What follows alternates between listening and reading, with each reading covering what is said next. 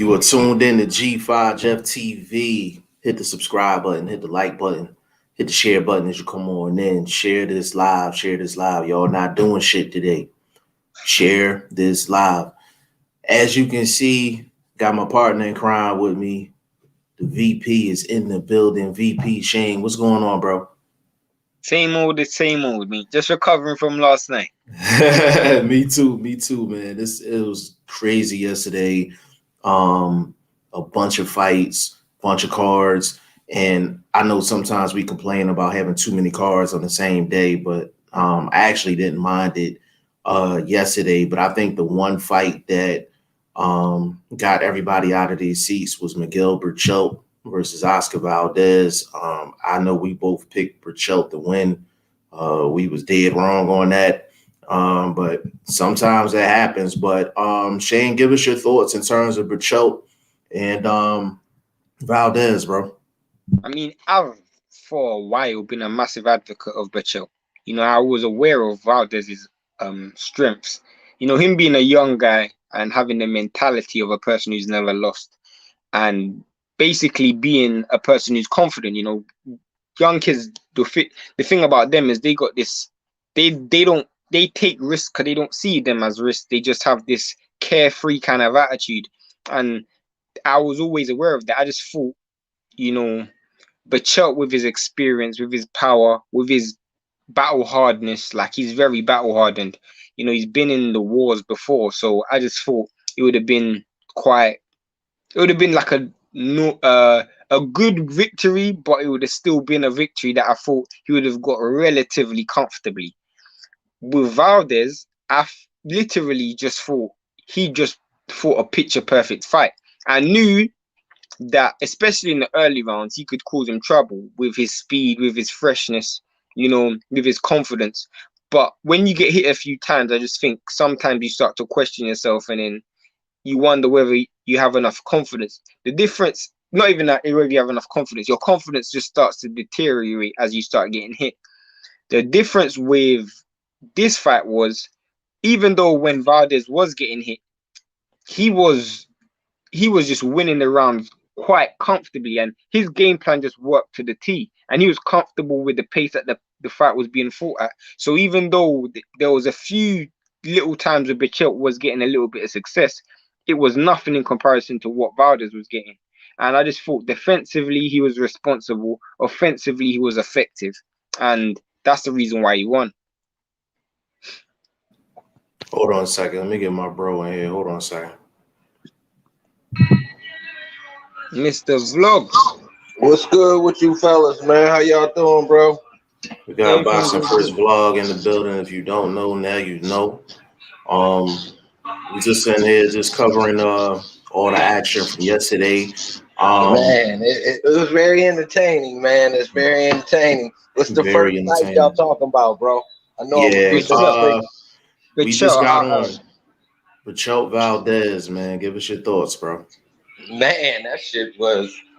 I'm gonna put it the way I did on Twitter, bro. I thought it was old Mexican style versus new Mexican style, because Valdez was banging the way Mexicans bang, but he did it using boxing. Because you see how defensively responsible. You see what I'm saying, like, and that's just the basic way I thought I saw a fight, and that's no disrespect to old Mexican style. That shit is still entertaining. These fighters still do it to this day. Just Valdez put a little bit of sauce on it, man, and I mean, got the KO of KOs. Goddamn, that shit was up there with Tank KO, if you ask me. I think it was better. No, it was better than Tank's, I believe. I still got that uppercut, man. The reason why is because he was going backwards and he just quickly transitioned into attack. Whereas Tank, you could see that coming. When me and Jess saw the fight, we said the same thing. I mean, I get what y'all saying. It was a better boxing technique than what Tank did, but I mean, just from the result, like, you know what I mean, just like pure collapsation it would because Tank has more power, so that's it. Get that, I think. I mean, the result was the same. It was just, I think Valdez just had a lot more that he had to overcome to get to that point. With Tank, all he really had to do was slip a shoulder and really just you know, But lay that uppercut in there. with the Tank one again, what me and Jeff saw was the fact that Leo was throwing the right hand straight 3 consecutive times. So it wasn't really much for Tank to read. You know, it was actually telegraphed. Yeah, he telegraphed. Leo telegraphed that pretty bad. You know what I'm saying? But that was a great fight, and I think anybody that questions Reynoso in that camp, you shouldn't question them anymore. Like, you really shouldn't question them anymore, because when you get around a team that's dedicated, when you get around a team that know what they're doing, that's the results. And we've never seen. Say it again. I'll be right back, man. I'm cooking right now, so let me. Go ahead. Go ahead, bro. I was gonna say something that Vlog's gonna find offensive. Not offensive. Hold it. Well, hold off on that. Hold off on that till you get back on the screen. But basically, yeah, that camp. I knew Oscar Valdez was gonna fight cleaner than usual, but I've never seen him fight that clean. We're gonna get to the comments in a second, by the way. So just keep putting the comments. We're gonna get to the comments in a second, but I've never seen him fight that clean before in my life, man, for that long. Like, that was my question going into the fight. Can Valdez fight a clean fight the whole fight? I knew he was gonna fight clean because of Reynoso and Canelo. When you in camp with Canelo and Ryan Garcia, Andy Ruiz, Frank Sanchez, like when you're in camp with those guys, there's just a certain level of boxing intellect that's just there. Like, you have to soak it in, and you can't go into the ring being in camp with them and basically have dirt on their name, basically. You know what I'm saying? So I knew Valdez was going to go in and do well. I was wrong, and I was happy about it. I was wrong, and I was happy about it, because Valdez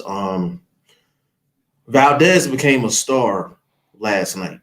Yeah, he showed me he was the money. He showed me he was the money, because the reason why I say that, and I'll tell you this for a fact, and I'll go back to the first point I made, was he was offensively effective and defensively responsible. So it's very difficult for a young fighter to find that balance. Devin Haney struggles to find that balance. Ryan Garcia struggles to find that balance. Most of these young guys, and it's not that it's a bad thing, you just learn with knowledge. But he just was so dope with it. Like, he was defensively responsible and offensively effective. He didn't throw nothing that was wasted, and he didn't let anything come back at him where he wasn't in a defensive posture to either ride the shot or see the shot or block the shot or like duck the shot or weave or whatever. He was defensively so responsible. So I was impressed. But I got something for you, Vlog, though. I got something for you. Hold on before you go. Hey, bro, do you have a TV on in the background? Yeah, man, I got it on mute though. Okay, no. I don't know what that is. But go ahead. Go ahead, Shane. Go ahead.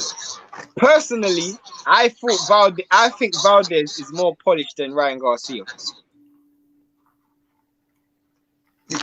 He did. I agree with that. But in any fight right now, even after that performance, I still think he's the B side. Just my personal opinion. So if he was to fight, I say any B side outside of Herring. So if he was to fight Herring, if Herring was to win that upcoming bout, he would be the A side in that fight. But if he was to fight Shakur, Loma, anybody of that ilk that could, still play around in that 130. You say he's the B side against Jojo Diaz. Nah, not in that fight. But I don't even see Jojo Diaz even making that fight worth eye candy. You know what I mean? The Jojo Diaz we saw, he looked a little bit out of shape. Yeah, I mean, just a little rusty on the game. I didn't see the same fire that he showed when he took the title from Farmer. So I don't think that's a good fight. But honestly, I think right now Valdez Shakur got to be the one to make, or the winner of that Herring Frampton fight. Let me get to the comments real quick, fellas. We got my bro Toshi in the building. Toshi, what's going on with you? He said I picked Valdez and won my bets. Good stuff, man. I know a lot of people that had Berchelt in their bets, man. Like, you can't even get mad. Like, you can't even get mad. Whoever had Berchelt, Hey, let me ask the people in the chat a question. Do y'all think Berchelt stayed at 130 too long? Based on all the weight that he put on. So you don't think that weight replacement overnight was a factor? No, because he was still hold on. How much did he weigh? How much did he weigh? They said he came in like 15, 16 pounds. That's standard. The reason why I say hold up. That's standard for what size man? No, if you got an 8-week camp and you're coming in at 140, 145, that's 15 pounds. 145 to make one. They said he came in at a welterweight, bro. He came in at 147. Nowadays, that's 140. That's 17. If you look at it, he probably wants to go into the fight at 140. So that means or 135. That means on weighing, you probably rehydrate at 130, okay? But then you rehydrate back up to 140 anyway. So really and truly, it's only 7 pounds. It's 17 pounds, bro. No, it's 7. It's 7 pounds. From 130, bro, to 147 is what he weighed. I get what you're saying. I get what you're saying. But I'm saying if he's gone into camp at 147, he's probably gonna be on fight night wanting to be like 140. He wants to be about 140. You leave your body enough to rehydrate. That's what I mean. So you would have weighed in at 130 and then 10 pounds rehydration. And so at what point do y'all think too many pounds coming in on fight night is? What's the level? Y'all saying, yo, he too big? I can answer that. I'm asking, my first I thought 17 was too much. What I was gonna say, 1 second, Jeff. When one person speaks, put everything else on mute, so there's a lot of feedback. All right, I got it. Go ahead. Take yourself off mute. Go ahead.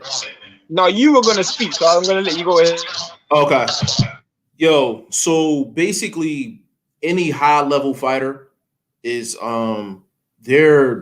they're rehydrating between 12 and 20 pounds between the time they weigh in to fight night. They're rehydrating to around 12 to 20 pounds. Go ahead, Vlog. Well, I only asked that because of the weight class. Now, to me, if you at 150 and the 160s, I could see somebody trying to get off of 25 pounds, fighting a certain weight division. But when you're talking to the 126s, the 130s, you know what I mean? I just thought 17 extra pounds was a bit much for him, and somehow it slowed him down. You know what I mean? Because his output wasn't there early. You understand what I'm saying? So I just, this is my take on his particular weight. Not that it may not be standard, but in that fight, I'm asking, did it do something to his output? Along with the wear and tear from his past fights, it just wasn't his night, right? I mean, obviously it wasn't, but do you think the weight had something to do with it? I just feel like Berchelt was Valdez was the fresher fighter, and it was clear that he was the fresher fighter. He was like his advantages he made the most of. He was faster, he was way more athletic, and he made it an athletic fight. He made it a fight where he's going to test Berchelt's engine. He made it a fight where he's going to test Berchelt's speed, reflexes. He made it a fight where it was a young man's fight, and there was only one winner from the second round. You could tell there was only going to be one winner because, but no matter what, unless Berchelt landed an amazing single, he was always going to be chasing the fight. And I just thought it was a good game plan from Valdez. I just thought it was a good game question now. Hold up, Jeff, before you chime in, I want this a twofer for you, because you're going to answer that one and then answer this one too. Do you think as the champ, he did too much coming forward, like as if like he worked right into the game plan of Valdez instead of making Valdez make the fight? Like, okay, I'm the champ. You got to come get me. So me forcing the action is actually working against what I need to do to hold my belt. I get you. But what you got to understand is vlog, and I'm gonna regurgitate the words of Jeff. Certain fighters, you can't ask a fighter to be something that they're not. Berchelt's never been a Pernell Whitaker moving around the ring, boxing and all of that stuff. He's a come forward fighter. And the way he was going to win this fight was getting Valdez to meet him in the pocket and let's trade it off. He probably didn't expect Valdez to deploy so much movement. I would say that. But he had to bring the fight to Valdez. Because if he's decided to stand off and try box, that's not Berchelt's style. Berchelt's a guy who wants to bang. He wants to get in the pocket. He wants to land his shots. And that was always going to be the way it was going to be. You know, certain fighters are that way inclined. That's how it always be. Go, Jeff, and then I'm gonna rebut what he said. Go, Jeff. Okay. Yo, I'm gonna get to these comments real quick, fellas. Toshi, he's from where I am, so I went with him. I also knew that Valdez had better boxing skills. Old school Mexican versus new Mexican boxing. Well said. Look at El Gallo Estrada. Facts. My bro, King Louis in the building. That's the family right there, man. What's up with you, bro? Let me get through these real quick, fellas. King Louis, Ryan, best fight so far is Luke, and he got dropped. Pump the brakes on Ryan. Oh. Hold on. Wait. Hold on. I gotta let Vlog go. Go, Vlog. Man, Ryan is still there, bro. He right on the outside of turning over to be that guy. You know you gonna make yourself in the ring. All that outside the ring shit is cool. But to be the guy he's gonna be, he needed a fight like that. You feel me? He needs another 2 or 3 fights like that before I think he'll get the respect from you everyday fans like my guy in the chat room. No disrespect to him or whatever. You know, everybody entitled to their own opinion. But, I mean, obviously, you know the growth of a boxer happens inside the ring. It's not all the outside of the ring stuff. So, you know what I mean? That's just, I'm going to leave it at that. You know what I mean? Shane, you want to add to that? I was just saying continue going through the comments. That's all I was saying. Okay, I'll continue to go through the comments. Toshi Valdez would be A-side in most fights. You can just about call him king of 130 because what he did to the top of 130. Hold on.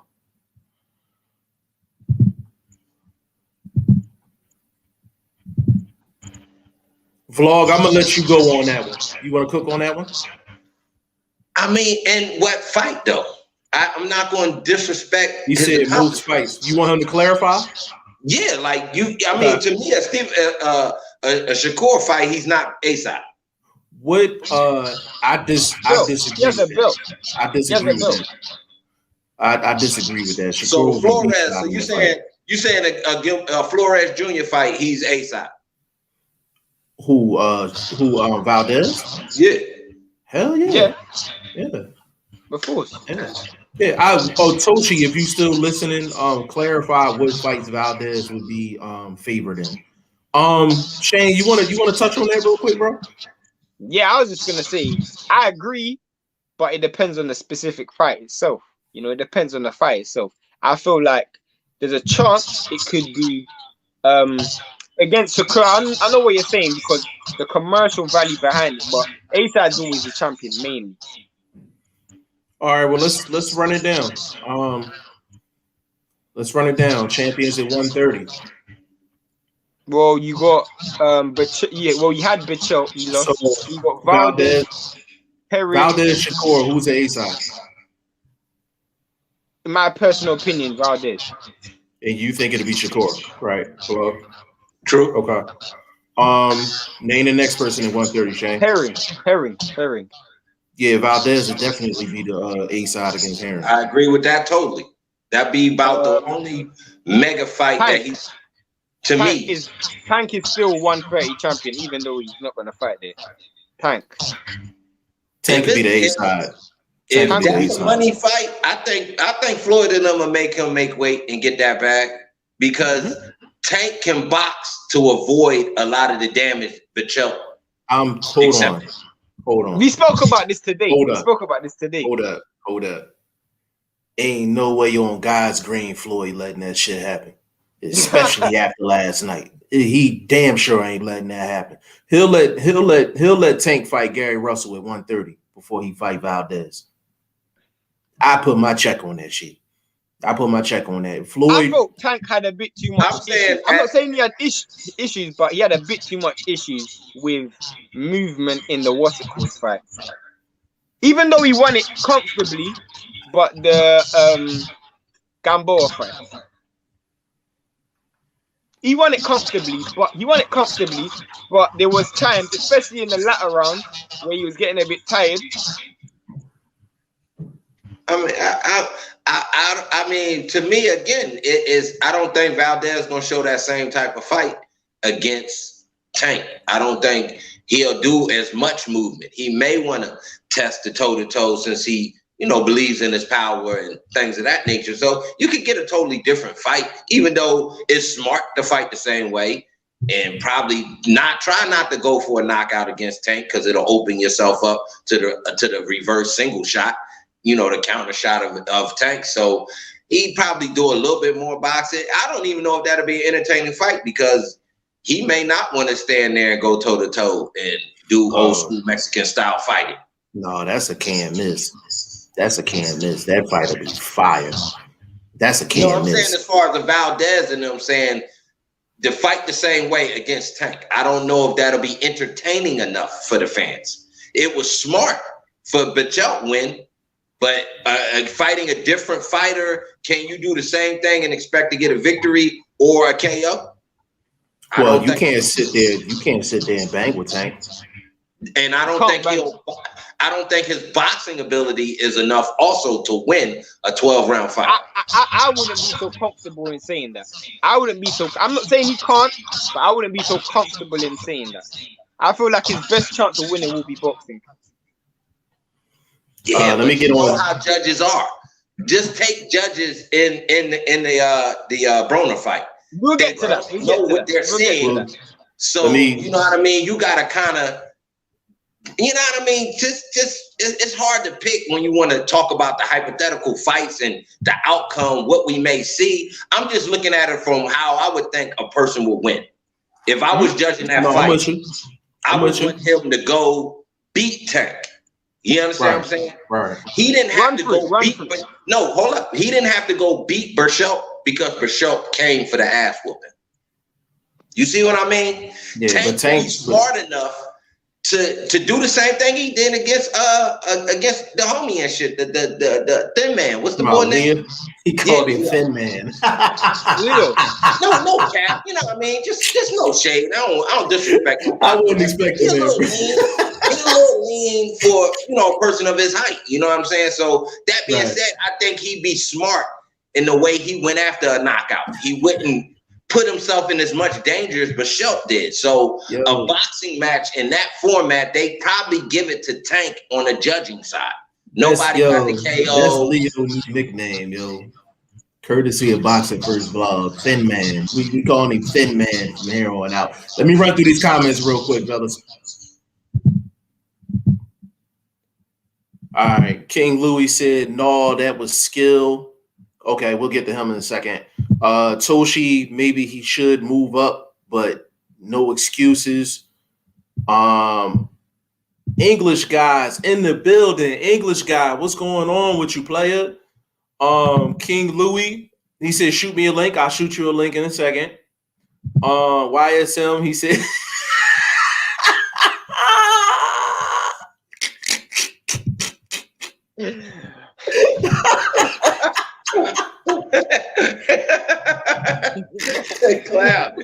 They clown.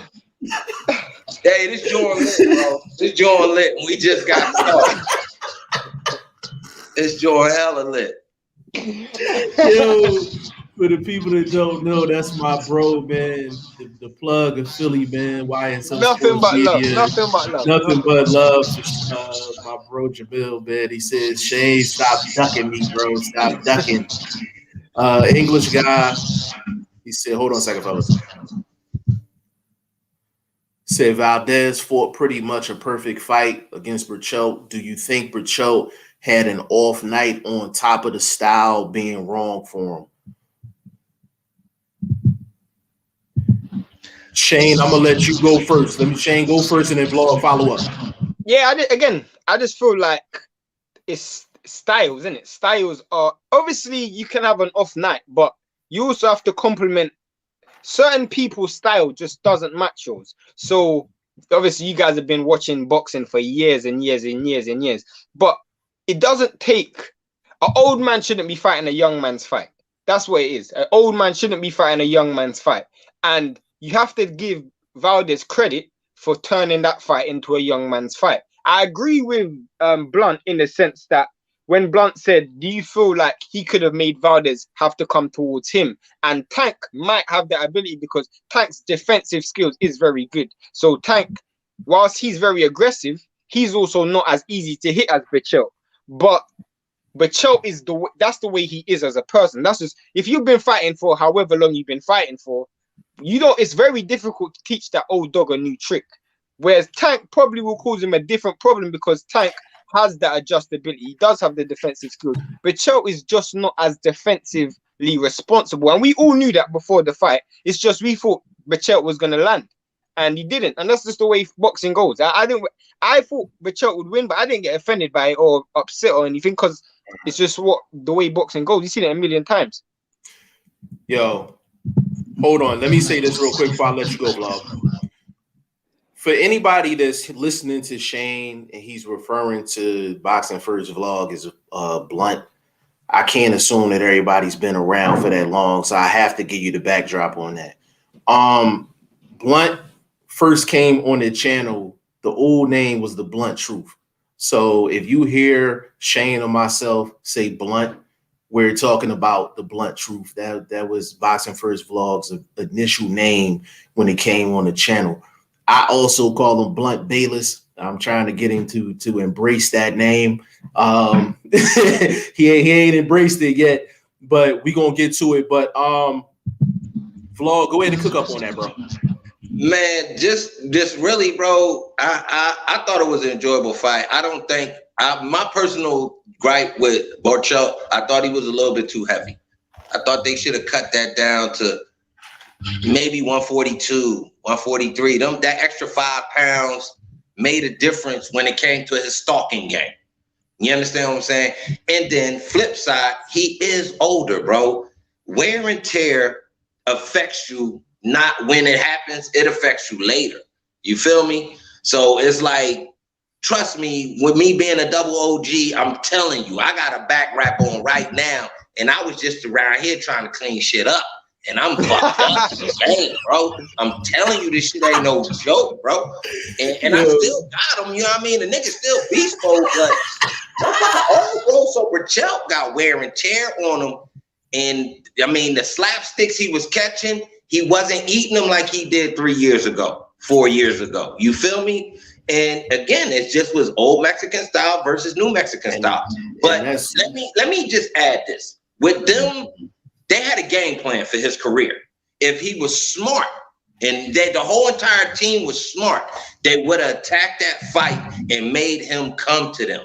Look, man, we Mexicans, we warriors. Draw the line in the sand. Let's get it on.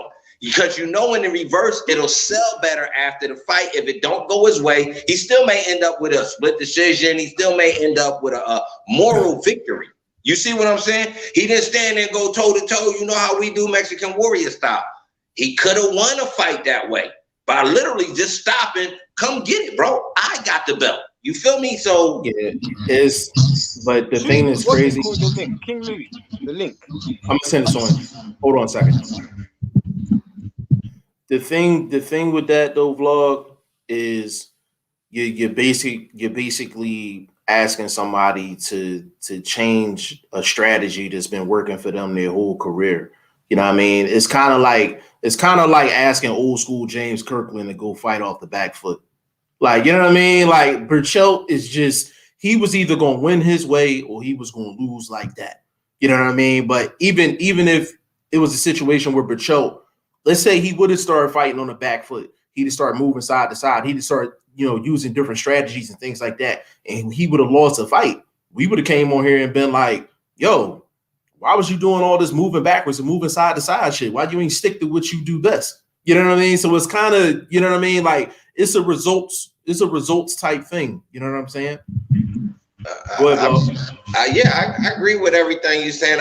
Me personally, as a trainer, as somebody that's looking at it from that corner way, I would have tried to have a game plan. You gotta have a game plan. When you boxing, things change from fight to fight. And to win a certain fight, you might have to do things a little different. That's what makes you and sustains you. But with him, the way he did it at the way he did it, it was gonna come to an end. It just came to an end very ugly. I wouldn't suggest the man jump back up and don't even walk by a gym, bro. You feel me? Like be by the beach, keep your feet up, enjoy the time with your family, bro, because I just think y'all not being smart, bro. You had a goal. You wanted to make history. As far as at least Mexican, in title defense history, you should have did it a smart way and still would have had the moral victory in a loss, saying he didn't fight Mexican style fighting, toe to toe, bang it out. He fought American style box, counter punch, make him walk in the shit, use the ring. He got a little tired, which I thought Berchelt could have came on. He just couldn't catch him with that one shot to really slow him down. And to me, it was because Berchelt didn't go to the body, even when he had him on the ropes. Berchelt kept doing that 1-2 type of thing. I agree with that. You know what I mean? So even when Valdez slowed down just based on his own movement, obviously you're going to get tired. He trying to work his second win. Berchelt caught up, I think it was round 4 or 5 or whatever it was. He kind of was like, okay, can he get back in it? He just couldn't get that shot off.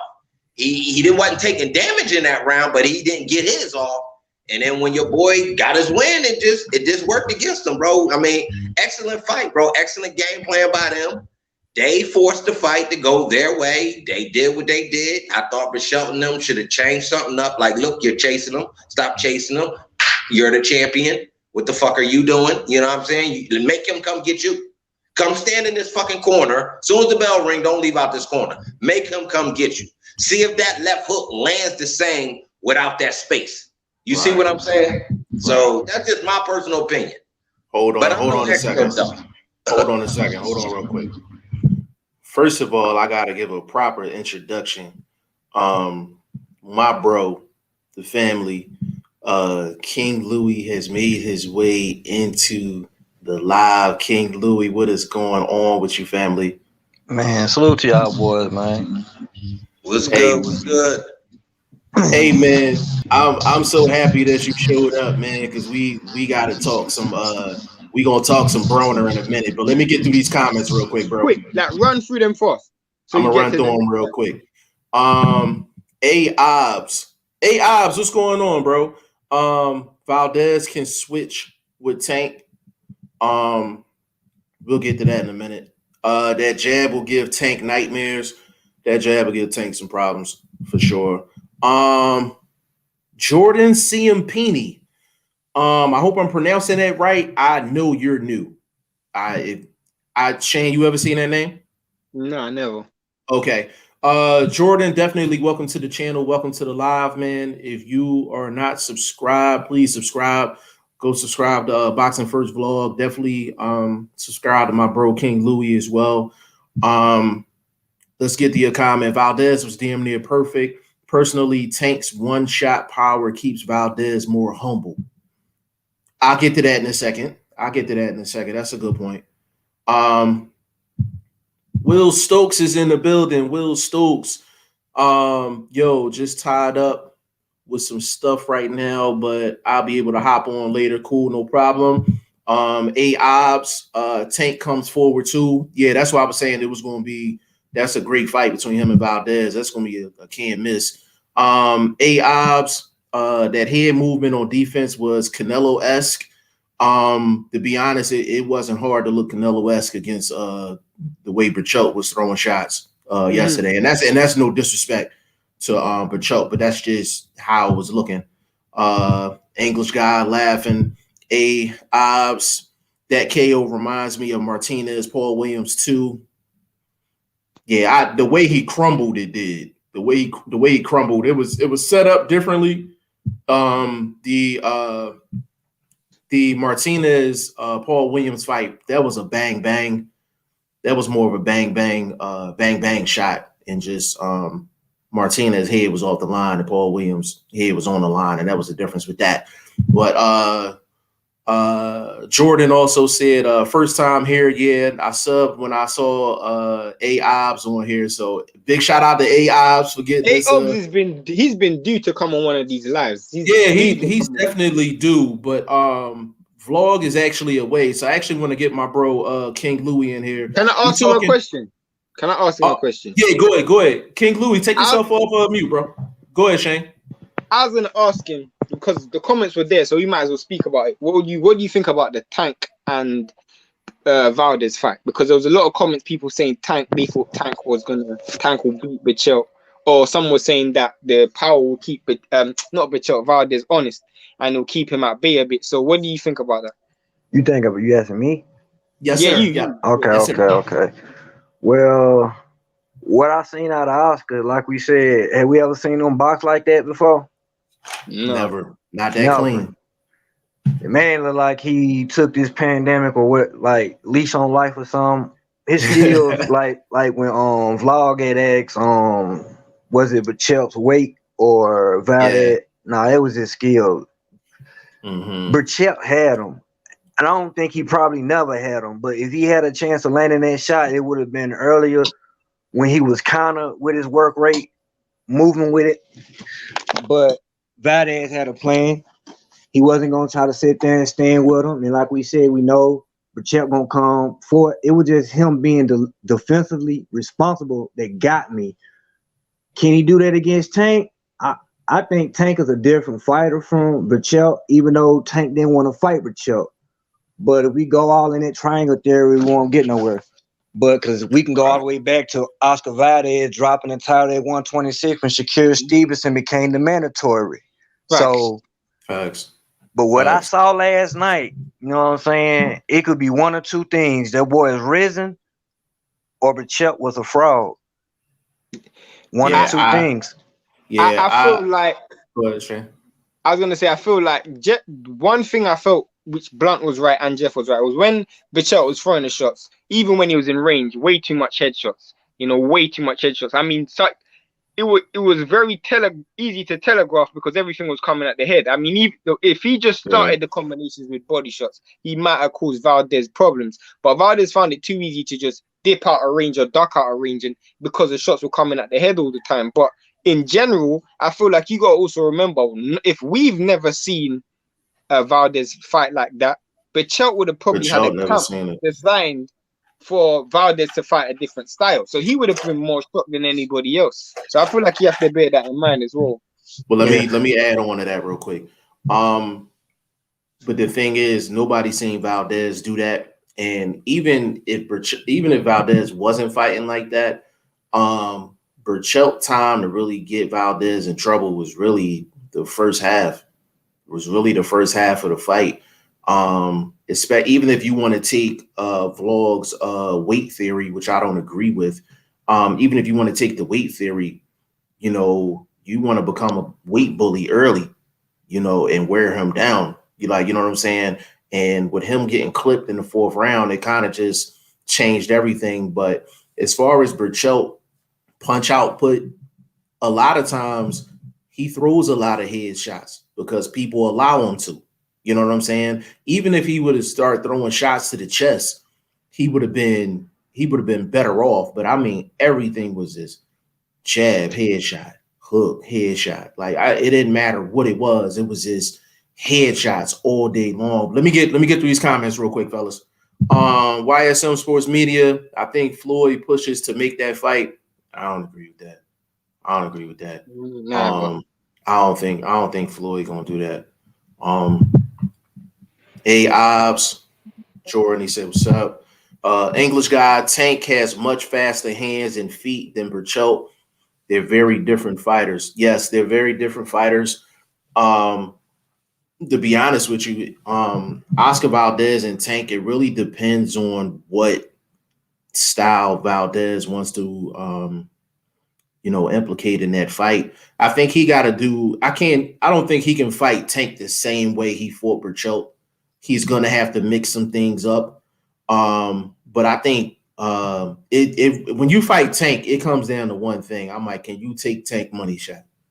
Like that's really what it comes down to. Because I'm like, Valdez can fight perfect all night long, and if he can't take Tank's money shot, then Tank is eventually gonna get him up out of there. So that's really the main question. The reason I was prolonging my answer because we can say which Tank we get, Gamboa Tank or Leo Santa Cruz Tank.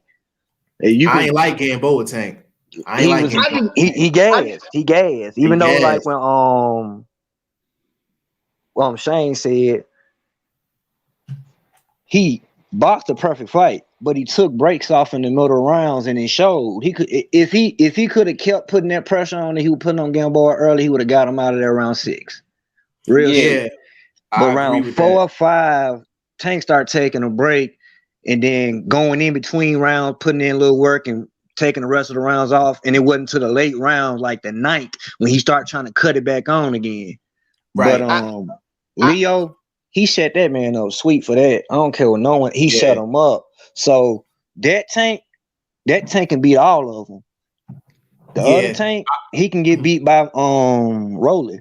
The other Tank. Hold on. Let me ask King Louis this real quick. Correct me if I'm wrong, bro. But the Tank and Gamboa fight, there was a good 3 rounds where he threw less than 20 punches. Am I correct? Yeah, I think it was like the 6, 7 or something like that. 6. It was like 6, 7, 8, where he threw less than 20 punches. When you're fighting at 130, 135, there's no way you should be throwing less than 20 punches. Like that's just crazy. But Shane, go and then Vlog, you can jump in. What I was gonna say was, as much as I respect how he fought against Leo, and I thought he fought a good fight against Leo, I thought the biggest problem with Leo was Tank didn't respect what Leo was throwing back at him.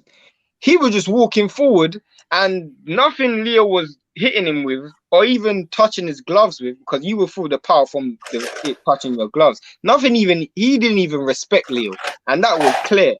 To me, I just feel like Valdez, as well as taking a shot, he's got to put something on Tank to make Tank think twice about overcommitting. Because we all know when Tank's throwing his power shots, he overcommits on those shots. If you hit him with something or make him miss and make him pay early, he might think twice about letting his hands go. And as you just said, Jeff, he might go back to that style of fighting where he's fighting 20, 30 punches around instead of literally walking forward, disregarding the opponent's offense. Because if he does that, eventually he's going to land.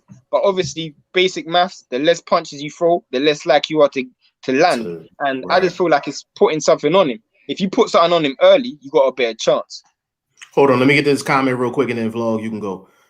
English guy, Tank has much faster hands and feet than Berchelt. They're very different fighters. Hold on. Jordan said Valdez is similar to Tank.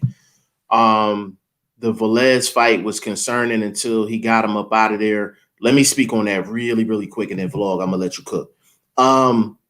The Valdez fight, Valdez is one of those guys, if you go into a fight with Jason Valdez and you fight stupid, you're going to look stupid.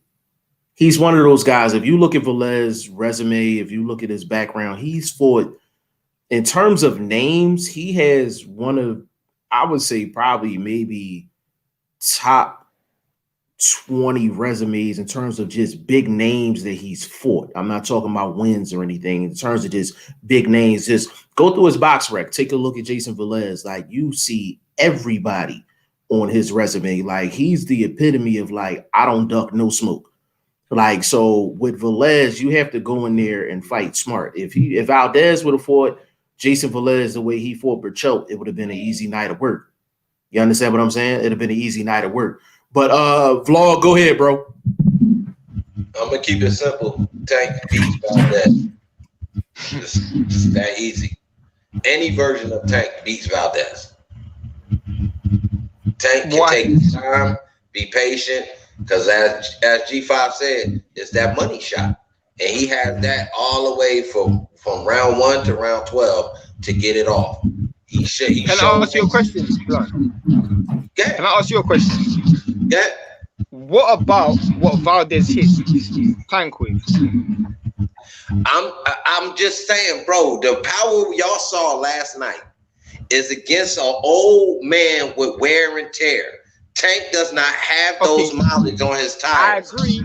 Tank's chin has not been hit 1,000+ times, bro. Don't get.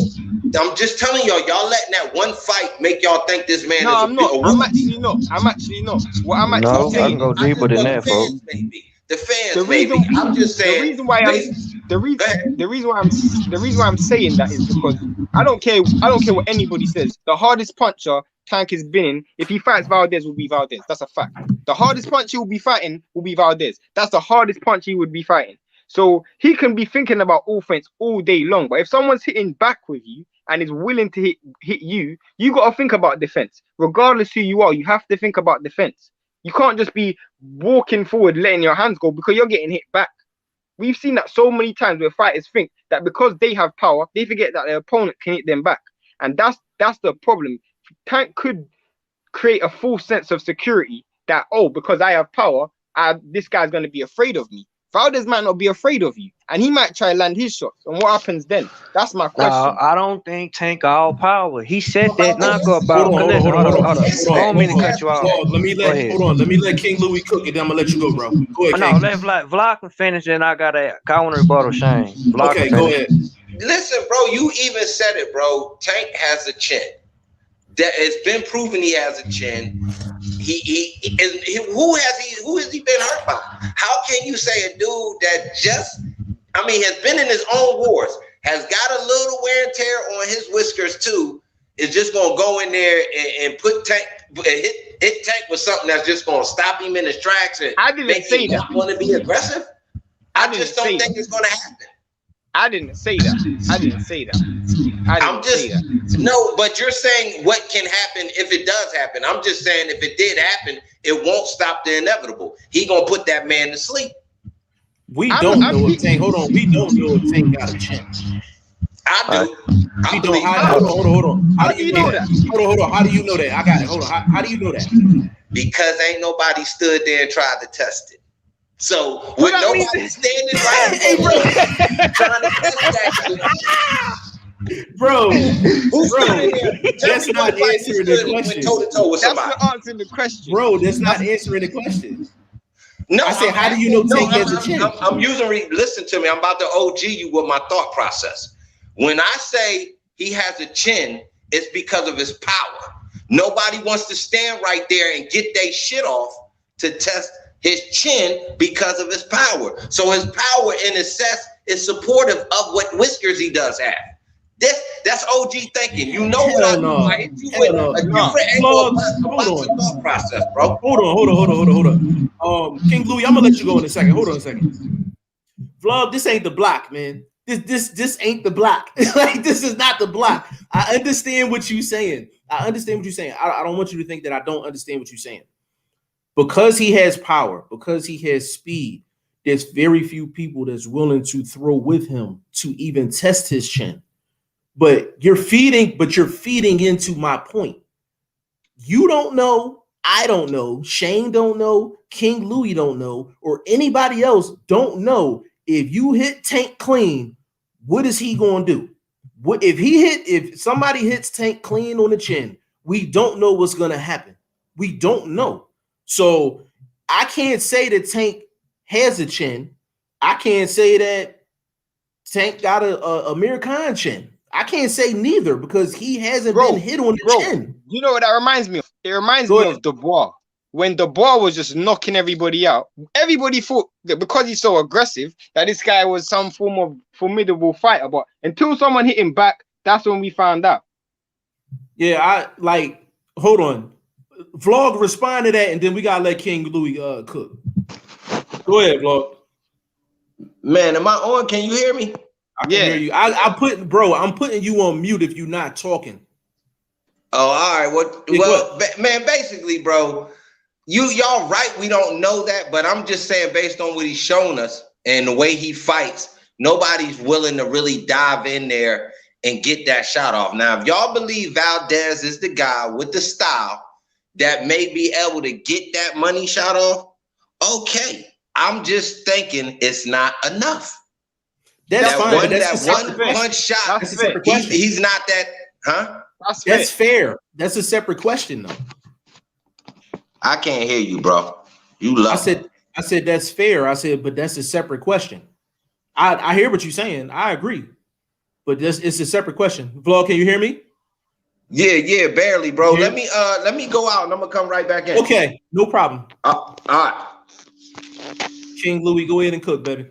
You said you're gonna respond to me, so go ahead. Yeah, I just want to respond to you because you said Leo couldn't do shit. Leo missed all his powerful like when he was throwing all that power, but when he was checking him with the hook, not with the hook, with the jab, he was doubling it up, tripling it up, and everything that was coming out that jab, he was landing. When he tried to throw the 3 and the 4 and the 5, he was missing those. Now that's where Leo didn't have success at. But talking about he did that probably 4 times in the whole fight, and when he did it the last time, he got his ass fucked off because he was getting ready to try to start a jab, and like I said, he read it swift because he knew what was coming out of the jab because he was allowing it to land the whole night. But everything else after that wasn't landing. But Leo was dominating with the jab. 1, 2, and what was coming off of it. It was just the 3 and the 4 that was missing. Can I respond to that? And then 1 point, even though Tank was coming forward, he wasn't having no success. And you talking about throwing 1 shot and holding his shots. It was some of the rounds he probably had 25, 30 punches thrown because Tank wasn't throwing no many punches. Leo was doing the most work. Am I wrong? I had Leo up until the knockout. But bro, I'm not saying okay. So I might have misconstrued what I was saying. So everything you said, you're right. What I meant was in terms of him respecting the power. So yeah, it was landing. I just didn't see it as a deterrent. I just didn't see it as Tank thinking, wow, that one had some sting on it. That's what I mean. I don't think Valdez like Vlog was trying to say. I don't think Valdez does it either. I think it's gonna have to be something big like Tio, something big like because. Even we can feel what we feel. Style may fight. They're gonna dance on your ass. Yeah. Tank can't dance like that. So I think Theo got a good chance of whooping Tank just because he's a smaller fighter. He's 5'4", 5, whatever big he is. You know, Theo's a little bit bigger and his frame bigger. So I feel like if you talking about to see if he can take power, to see if he can, I think that's where he gonna get tested at. Valdez power ain't gonna test no Tank. I don't mind being wrong. That was just my question. My question just was, do you think Valdez power could be something that he thinks about? I'm not saying it will be. I was just asking that question. It's gonna be respectful because if you go anywhere with your face and your chin up, yeah, you can get clipped. But I don't think it's gonna be enough to make him think about going in to put in his work. Yeah, and that goes back to what I was saying as far as Tank's chin is concerned. I think Valdez has respectable power in terms of keeping a guy honest. Like, I don't think anybody's going to walk through the front door on Valdez and not feel something, you know what I'm saying? But it really goes down to that chin thing. I'm like, if Tank has a chin, if Tank has whiskers, I mean, like major league whiskers to go with that power and that speed, there's very few guys that's going to really check Tank at 130. At 135 is a whole different ball game. But let me get through these comments real quick. And we've been cooking on Berchelt and Valdez for about an hour. We gotta get to this. We gotta get the AB. We gotta get the AB. I need Vlog to get back because that's his guy. So hold on. A.I. said in this fight, Valdez made a massive improvement in head and foot movement. Compared to Valdez, that's 100% facts. He said, has anyone seen Valdez switch? Last night was the first time I seen him switch. Is he talking southpaw? Yeah, he was switching southpaw and orthodox yesterday. Yeah, I think I've seen it before. Maybe I think I've seen it. I've seen it before, but it was just like in spots. It was just in spots, but that wasn't the first time I've seen it. He said Berchelt is younger than Valdez. Is he younger than Valdez? Either way, even if he is, he doesn't have the mileage. Mileage is what matters in boxing. Mileage is what matters. That's true. That's true. But King Louis, can you confirm that? I'm finna go look. I I'll think look it up real Valdez quick. is 29, right? Valdez is 29. I thought Berchelt was in his 30s. I could be wrong. I could have sworn Berchelt was in his 30s. But while King Louis is nice enough to look that up for us, we're gonna keep it moving. Jordan said DDD is also 21. He will be fine and grow into. I was just using him as an example. I was just using him as an he example. was just an example in terms of Vlog's point, in terms of he has power, so that means he has a chin. So I had to tell him this is not the block in North Philly and shit. So boxing learner, what's going on, man? Boxing learner, stay in the building, man. They say he's 29. They say he's 29 too. They the same age. They ain't younger. I didn't know that. But So, it's mine. so basically, you can say it's not the and age. Daniel is done, bro. Like, who said Daniel ain't done? Daniel just got his ass whooped by the slowest nigga in boxing, and Who's slower? He quit. He quit. Yo, hold on, yo. That's a good question. King Louis, who's slower, Joe Joyce or Dominic Brazil? Man, shit. George Joyce, he just awkward with it. He's like, I don't know. He got the best chin in boxing. He ate a lot of Daniel shit. Daniel didn't hit him necessarily clean because he like that motherfucker was rolling shots. Like I seen Joyce in there boxing, man, and that ugly jab was efficient. Yo, and the club and jab, it was efficient. And I had money on the boys, man. I swear. I had money. I said, bro, get to the 12th, you gonna rob him. Get to the 12th, you gonna rob him. Hey, man, quit, man. He quit, bro. I lost money. I'm talking about on BetGM. Lost money. Hey, Louis, hold on. I gotta tell you two things, bro. First thing, when this fight was first announced, we talking Dubois and Joyce. Shane and I like rarely disagree on anything as far as boxing. That was the one thing that we disagreed on. He was like, Dubois gonna win this fight. I'm like, Joe Joyce gonna win this fight, man. I said, we both kept changing though. Hey, congratulations to you, Jeff, because you one of the few. I knew what Joe Joyce had pedigree. I just thought the youthness, you know what I'm saying? They weren't gonna let Joe Joyce get that, but he quit. Yeah, it was crazy. I thought the ball was gonna win on points. He was winning on the card. He was winning on the cards. Hold on, and I gotta throw a friendly jab out of my boy YSM. He had Joe Joyce winning the fight on the cards at the stoppage, if I'm not mistaken. YSM, if you're in here, please let us know. I know after 6 rounds, I had Dubois up 4-2. Oh God, bro. I'm telling you, you don't even want to know what I had Joyce up like 7-3. I swear to God, man, the boy was ugly as fuck with that shit. After 3, he gassed.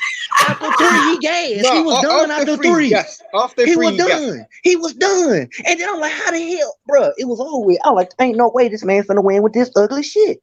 Like Joyce is getting knocked out by Usyk. They lining Usyk up perfectly. Yo, they are lining them up perfectly. That is food for Usyk. That is food for Usyk. That is food for Usyk. Usyk's gonna win that fight. Hold on. I need somebody to do a side by side, right?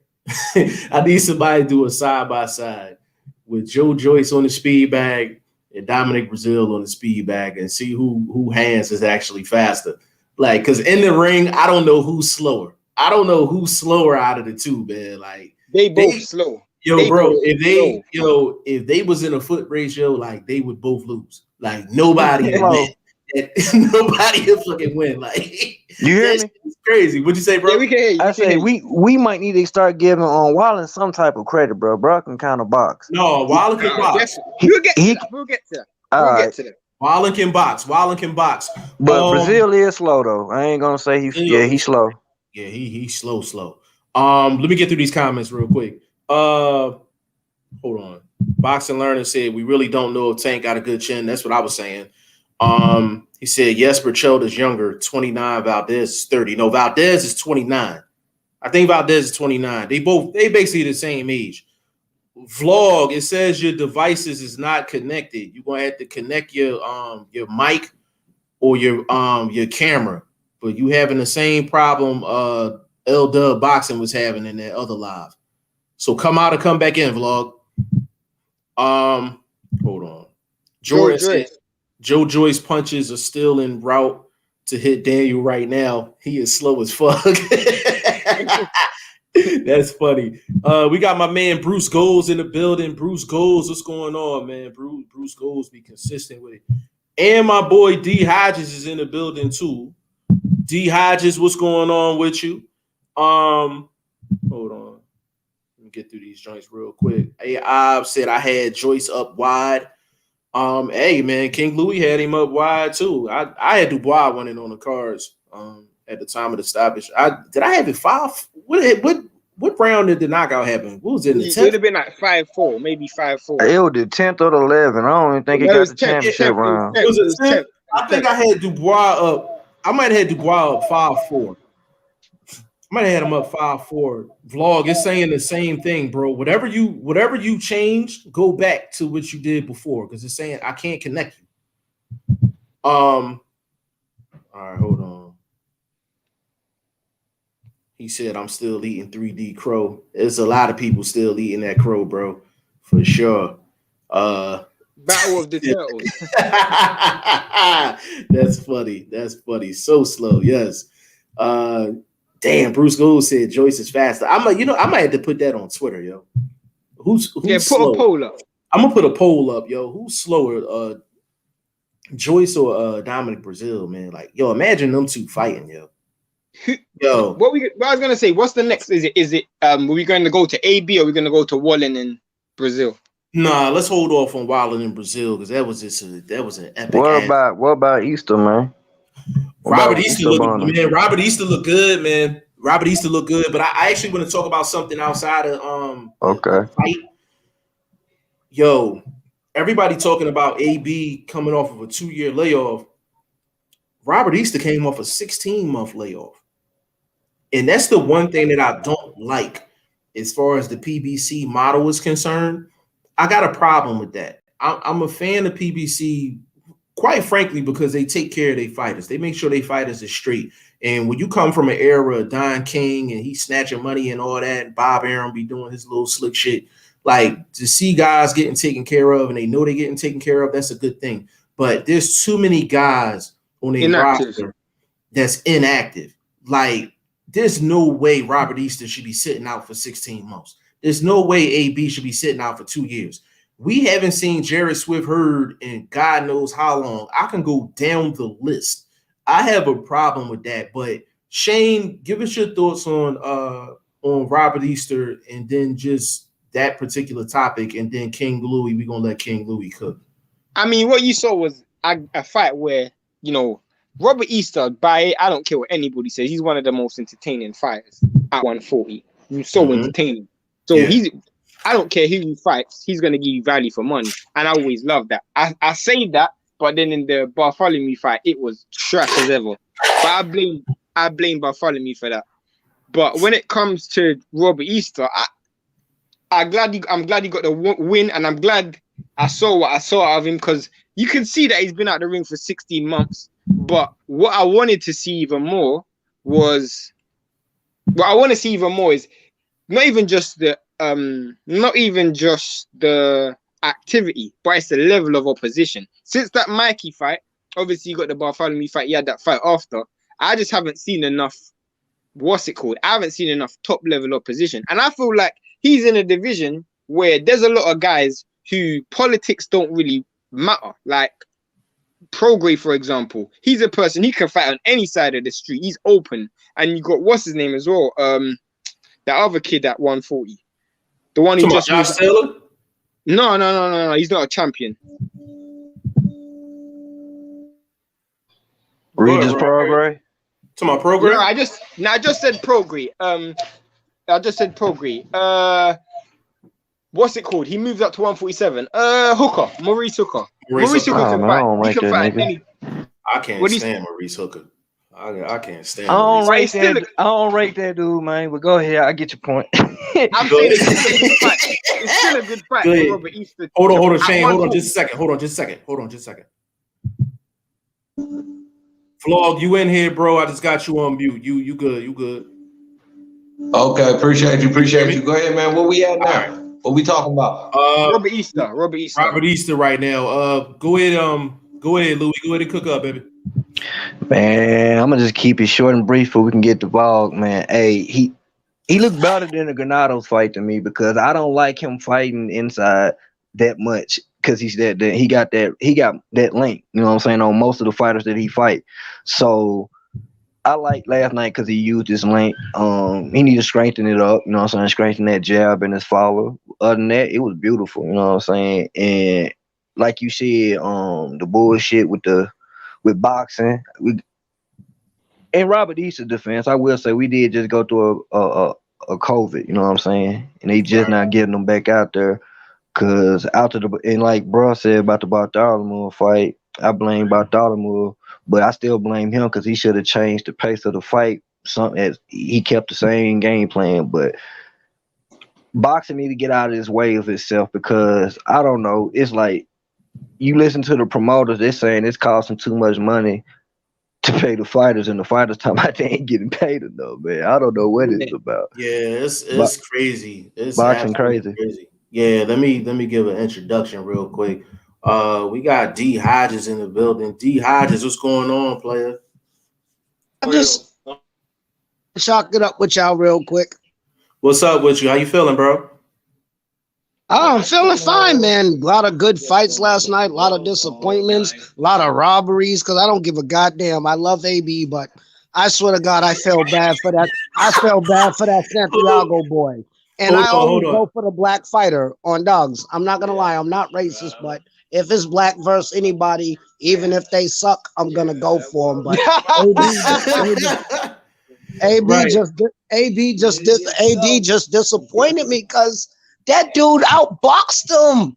I mean, AB wasn't throwing nothing. Dude was piecing them up, moving them around, and like, I swear to God, I kind of cried a little bit. And I'm a black man, and I'm a black man. I love AB, but no, when they gave him the decision, and I love Santiago because he was so humble on dogs. If I was him, I would have been cussing out in Spanish, buta, robbery, whatever. I don't know Spanish, but my post-fight interview would have been horrible. Buta, bitch. Like, oh man, he took it so humbly. Like, yeah, I knew AB. And I got mad with his post-fight interview. No, you were supposed to be mad. If I got robbed and I beat the man up and I got robbed, I'm going to be tight. And then AB sitting up there all nonchalant, like, yeah, I'm that.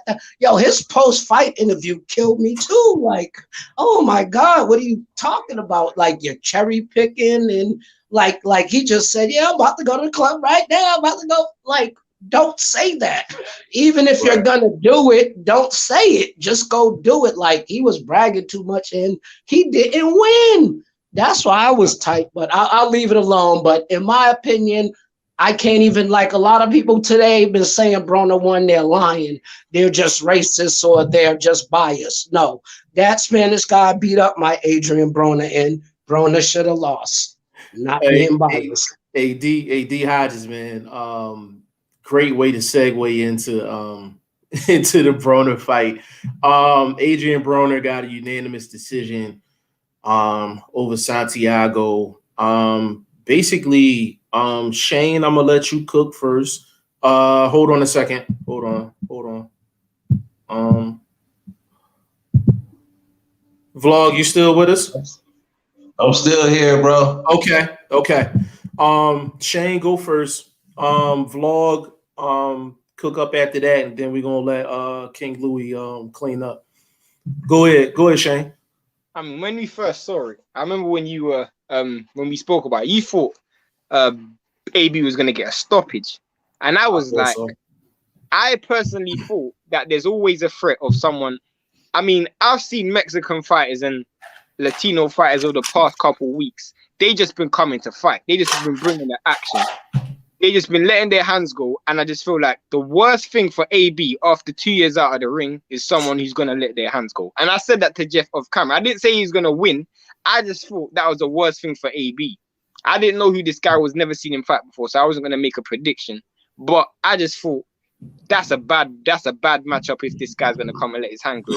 And he let his hands go.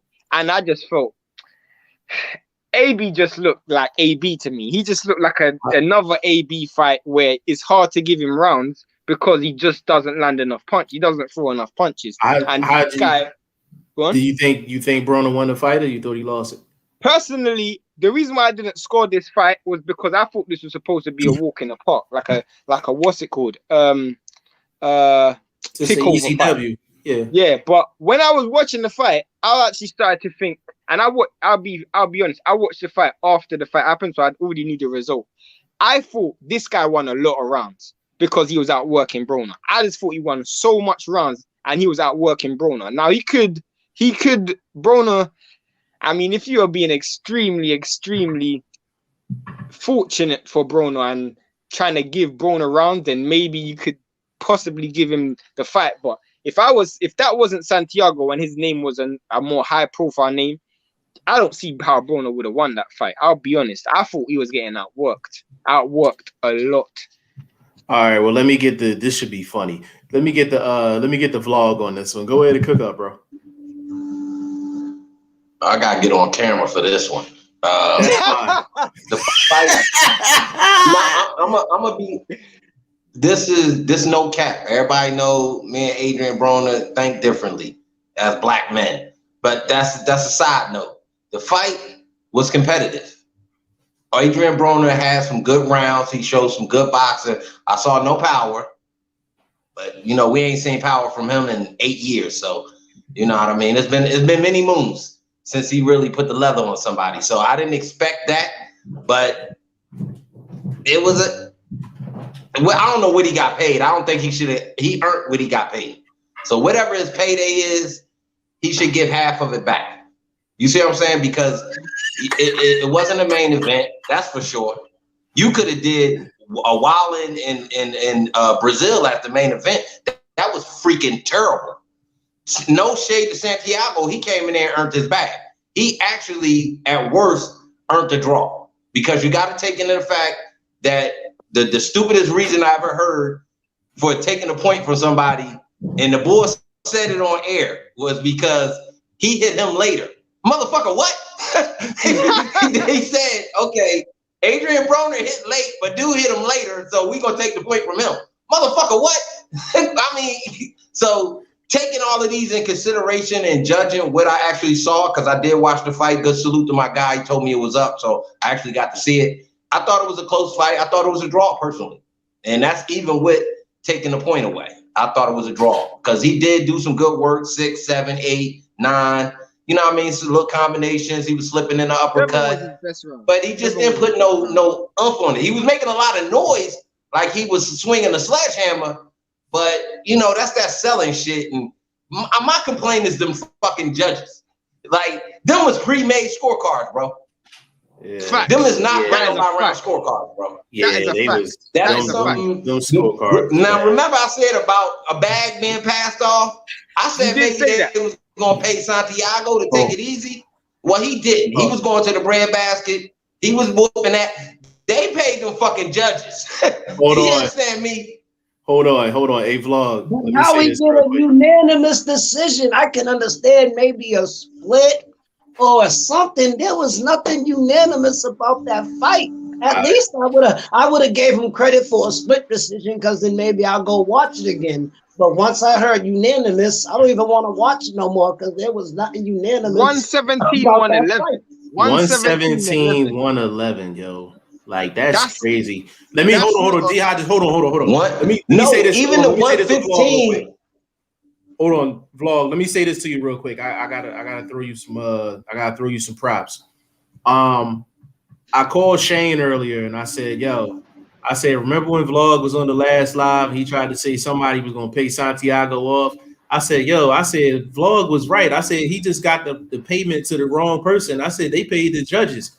They didn't pay Santiago. They paid the judges. So I did say what you just said earlier, vlog. But Shane, go ahead, bro.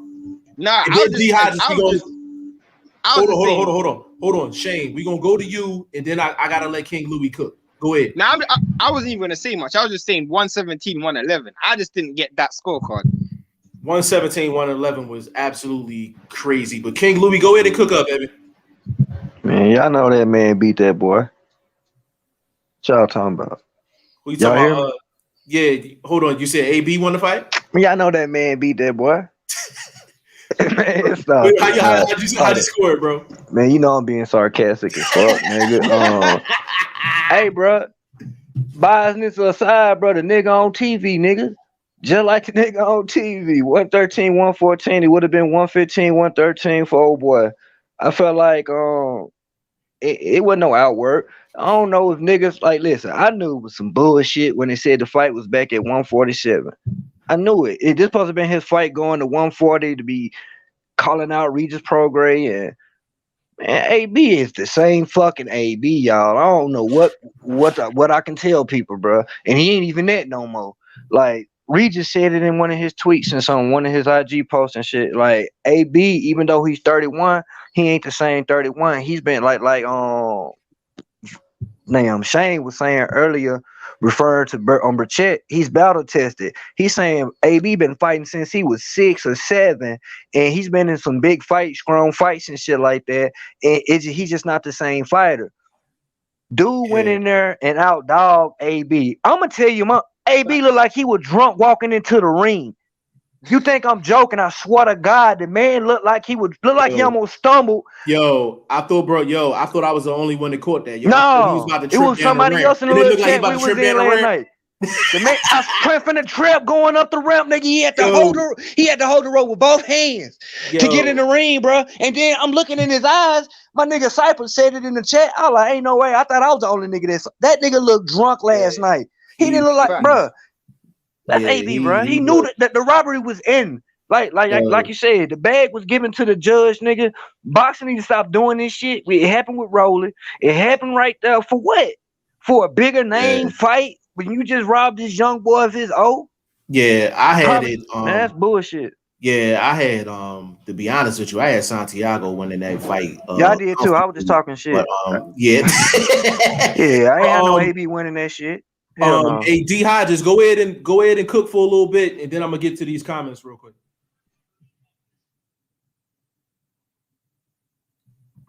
Yo, D Hodges, you still in the building, baby? I guess not. So just jump straight to the comments. Yeah, I'm gonna go straight to the comments. Hold on. No, that's D Hodges. English guy, he said Robert Easter was good, but Martin is mediocre. Actually, Martin was the perfect type of fight for Easter coming off of that long layoff, because you would be kind of fooled by his record. You see 24-1, but if you actually break down Ryan Martin, it was the perfect fight for Easter. I would have been disappointed. It wasn't really about the opponent, in my opinion. It was about Robert Easter and how Robert Easter was going to fight. I feel like I don't know who said it. Was it King Louis? I think King Louis said it. He gonna fight the same. Yeah, I just fight the same regardless. Yeah, I just thought that you don't want to see, just because of his dimensions, you don't want to see him fight short. But it's just like something, certain people just have that, just have that stigma attached to them that they can only fight a certain way, So I don't even think it's about the opponent. I mean, when he starts fighting like topper level opponents, then the opponents are relevant. But when you're fighting guys like that, it's about how you fight and what styles you decide to go with and getting the ring rust off. Yeah, he sticks to the game plan. He don't deter from the game plan. He don't deter from the game plan. And the thing with Robert Easter is he's at a point in his career where he's shown you that he's not the guy that's going to use his height, use his reach, keep a guy on the outside all night. That's just not him. Like that's not him. He's never done it in his career. He never will do it. So I'm expecting, when I see Robert Easter, he's going to get on the inside and he's going to work. But with that being said, we got to get to Josh Kelly and David Avanesyan. We got to get to it. Hold on. I'm gonna let King Louis cook first. I'm gonna let Vlog go, And then I'm gonna be quick with it. I Go ahead, knew it. I knew it. That nigga's a bum. Josh Kelly sorry as fuck. I don't care what no one and their mama try to tell you about his Olympic pedigree. None of that shit. That boy is sorry, dumpster juice. Swear to God, that's all I gotta say. I knew it was coming. Didn't think it would be this low. That's just all I gotta say. hold on. Vlog, it's gonna be hard to top that, but Vlog, go ahead.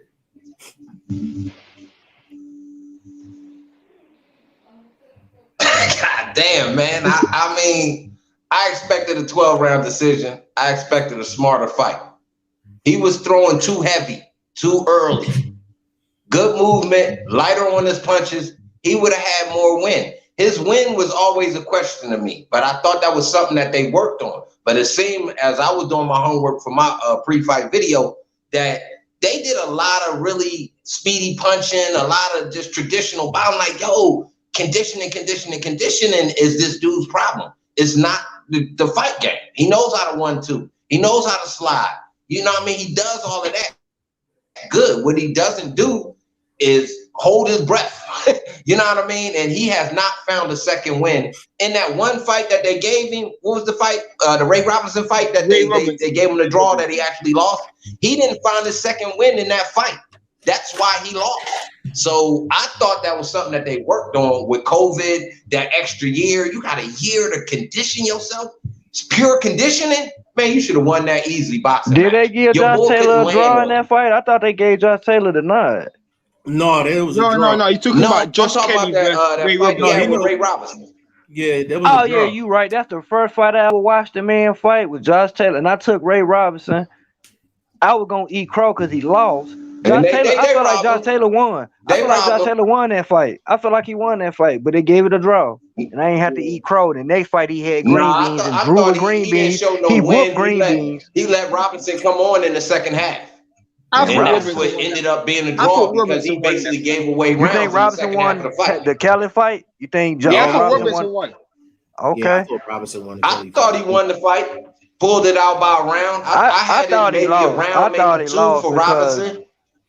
Even though you had about no more than a round. Even though the boy Robinson was picking up. Yeah, that's why I said Kelly was doing his thing in between those shots, and it skipped my mind that was Josh Kelly. If Josh Kelly fought like that against Ray Robinson, he'd probably be decent. Because I thought he won that fight, even though it was a draw. I remember it being a draw because I took it on Marlowe's corner, and I ain't have to eat crow on the pick. And I said I took him because his name is Ray Robinson. He got to be great. He went in there and sucked. So I was like, he was great that night, bro. He was. But listen, he wasn't great. He showed up. Yeah, Josh Kelly looked good. Josh Kelly looked good that night. No, but Ray Robinson went in his next fight. Ray Robinson went in his next fight against Green Beans and drew with him when he won. Ray Robinson beat Mean Machine. He beat Mean Machine. Ray Robinson beat Mean Machine. Ray Robinson took the Kelly fight on like short notice, on like a month's notice. So that's a bit unfair, that Kelly fight. And I still thought he won. I got you. It was one of them. So that was an accomplishment then. If he took it on a 4-week notice, that's an accomplishment. But still, he's still sorry though, because other than that one fight, and I didn't even know it was him. I forgot. Like he's been that sorry, bro. I'm talking about I put him in there with Joey Spencer, bro. I put him in there in the category of Joey Spencer, bro. King, ask me a question. King, answer me this, bro. You don't think them headbutts and that blood loss had anything to do with him being I was gonna get where he was at for the knockout? Let King answer that. Go ahead, King. Say that again. The headbutts and shit like that. Matter, but what they say? I mean, that's a lot of blood loss, bro. That was the third round. This man was leaking like somebody hit him with a hatchet. They should have stopped it. Where was his corner? Bro, hold on. Let me click on that real quick. So if they would have done that, now hold up. That gives me a part B to the question. If they would have stopped it, should he have won?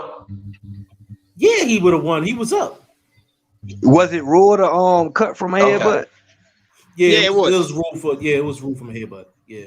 Bro, his team dropped the ball like a motherfucker. Hold on. Hey, King Louis, let me ask you this real quick, bro.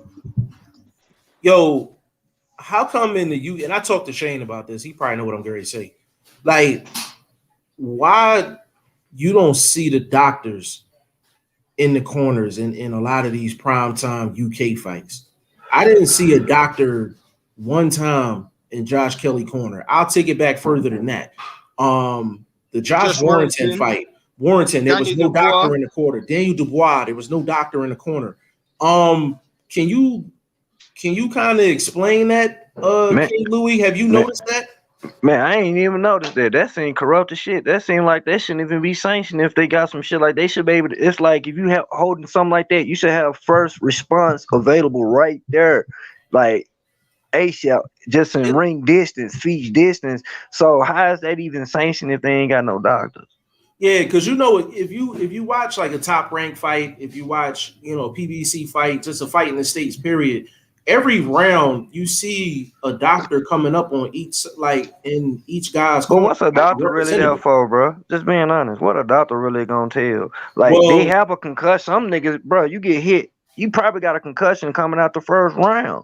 So you stopping the fight after the first round every fight? Well, no, that's true. But the thing is, it was the amount of blood he was losing.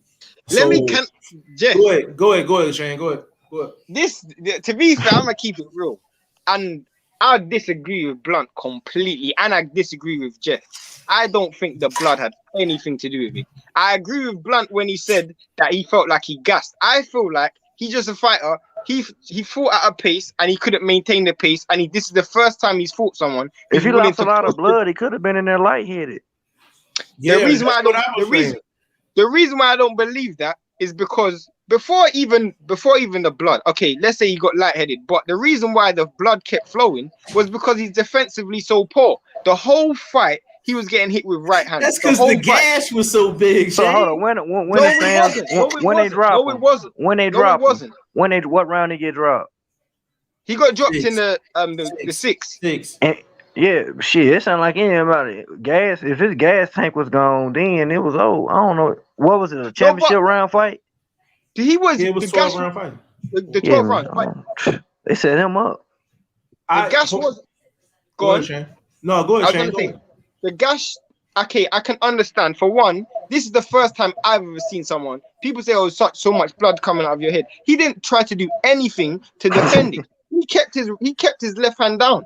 So if you got a gash in the side of your head, you got to at least try to defend yourself. He was getting hit the whole fight. Yeah, that's when the doctor and the ref maybe he couldn't because something was wrong with his brain or something. We don't. He is in there fighting. So if you see a fight, it should have got stopped then. I hear what you saying, Shane. I'm not disagreeing with you. He got his ass whooped, and that's why that shit got like that. That's why he kept bleeding. But the ref should have seen that shit. Well, let me add this, y'all. I'm not disagreeing with King, and I'm not disagreeing with Shane. This is what I will say. I know that gash was big because one of the rounds they put a big ass glob of Vaseline in that shit, and that shit started leaking immediately after he came out.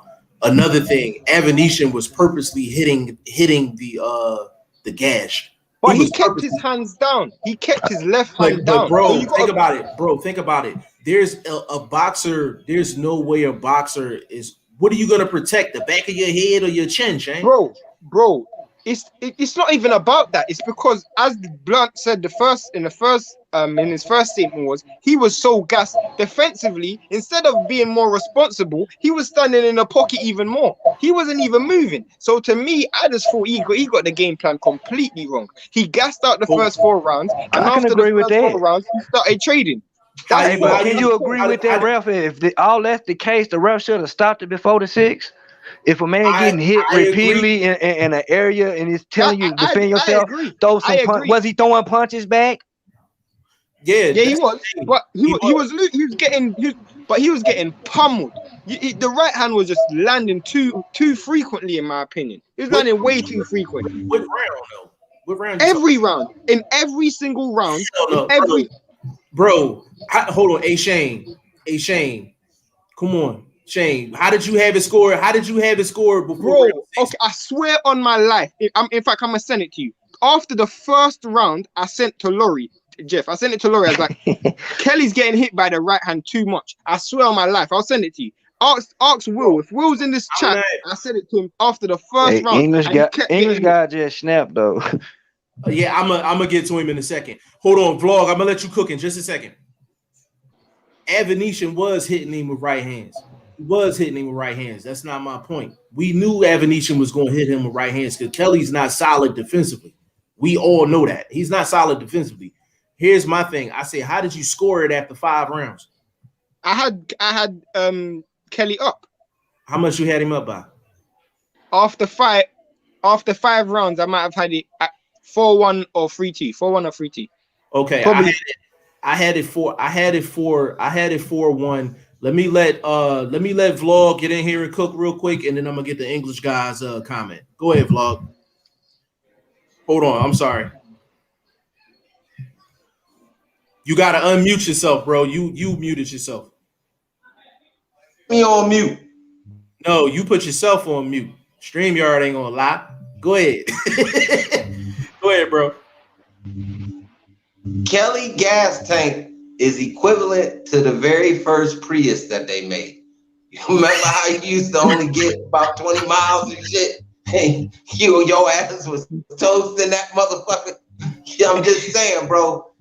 And as far as what you saying about blood loss, bro, blood loss has a lot to do with your oxygen. That's how we get air into our lungs too.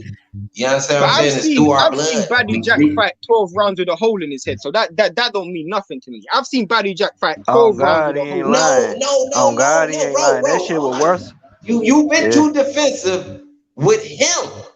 With him, think about him having a questionable gas tank and then losing all that blood. It put him in danger. He will win in the fight. How can you call the fight if he win in the fight? So but it's mentality. I'm saying I can't listen. Blood didn't come into the equation because what was his corner telling him? He's winning the fight. If they telling him we finna throw in the towel, if the referee telling him to be more defensive, no, he's in there fighting, getting hit. That was on him. So I understand what Shane's saying. He's not being blunt because Badou had a pussy, excuse my French, across his forehead and for 12 rounds from a headbutt. And nobody was got fucked up and fought the whole fight. So no, we can't use blood. Nobody said the blood that Badou lost is the reason he lost to what you call it. To double back on what King said, bro. No, King.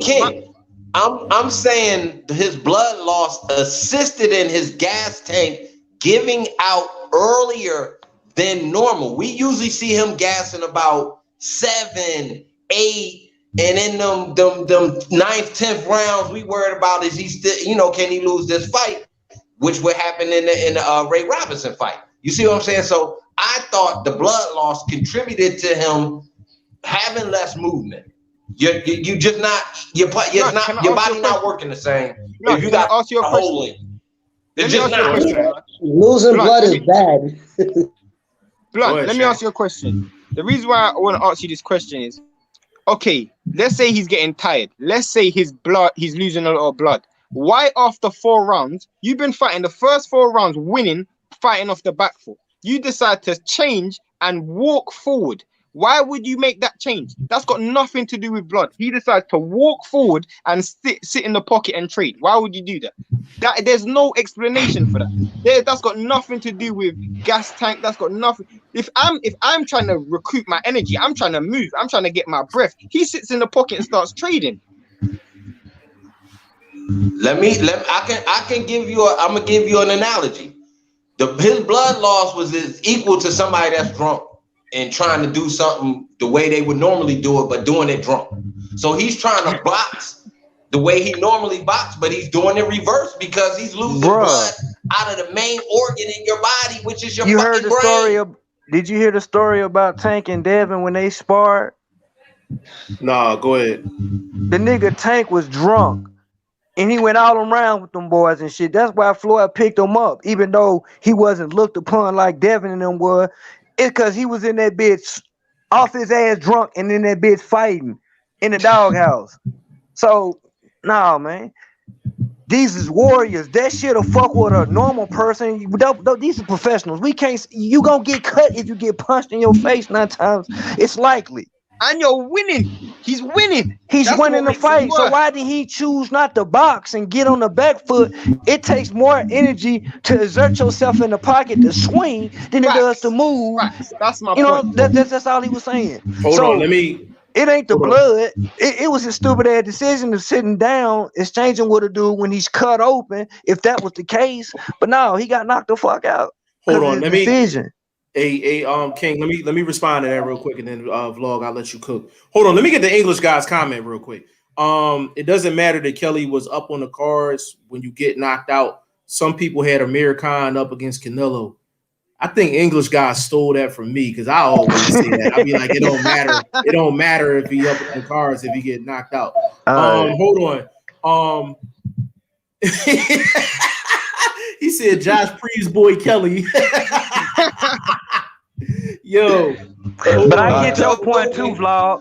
I get your point too. You say the man bleeding, and because he's bleeding, he already got a questionable gas tank because of the blood loss. He ain't getting the oxygen in his body. I get you. Hey, King, let me get this out the way real quick. All right, my bad. Vlog is renaming people. Now, Josh Kelly is now Josh Prius boy Kelly. And I don't know if you was on here yet, King, but a vlog called he called Leo Santa Cruz Fit Man. Yeah, I was on here when he said that, man. Hey, man, Leo get respect for going against Tank like that. I don't care if he didn't succeed. He get mad respect. Mad respect.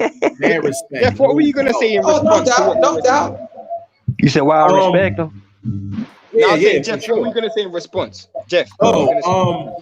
Yeah, basically, I thought the blood loss was an issue until you brought up the Badu Jack fight. Now, Badu Jack, I don't know what he made of.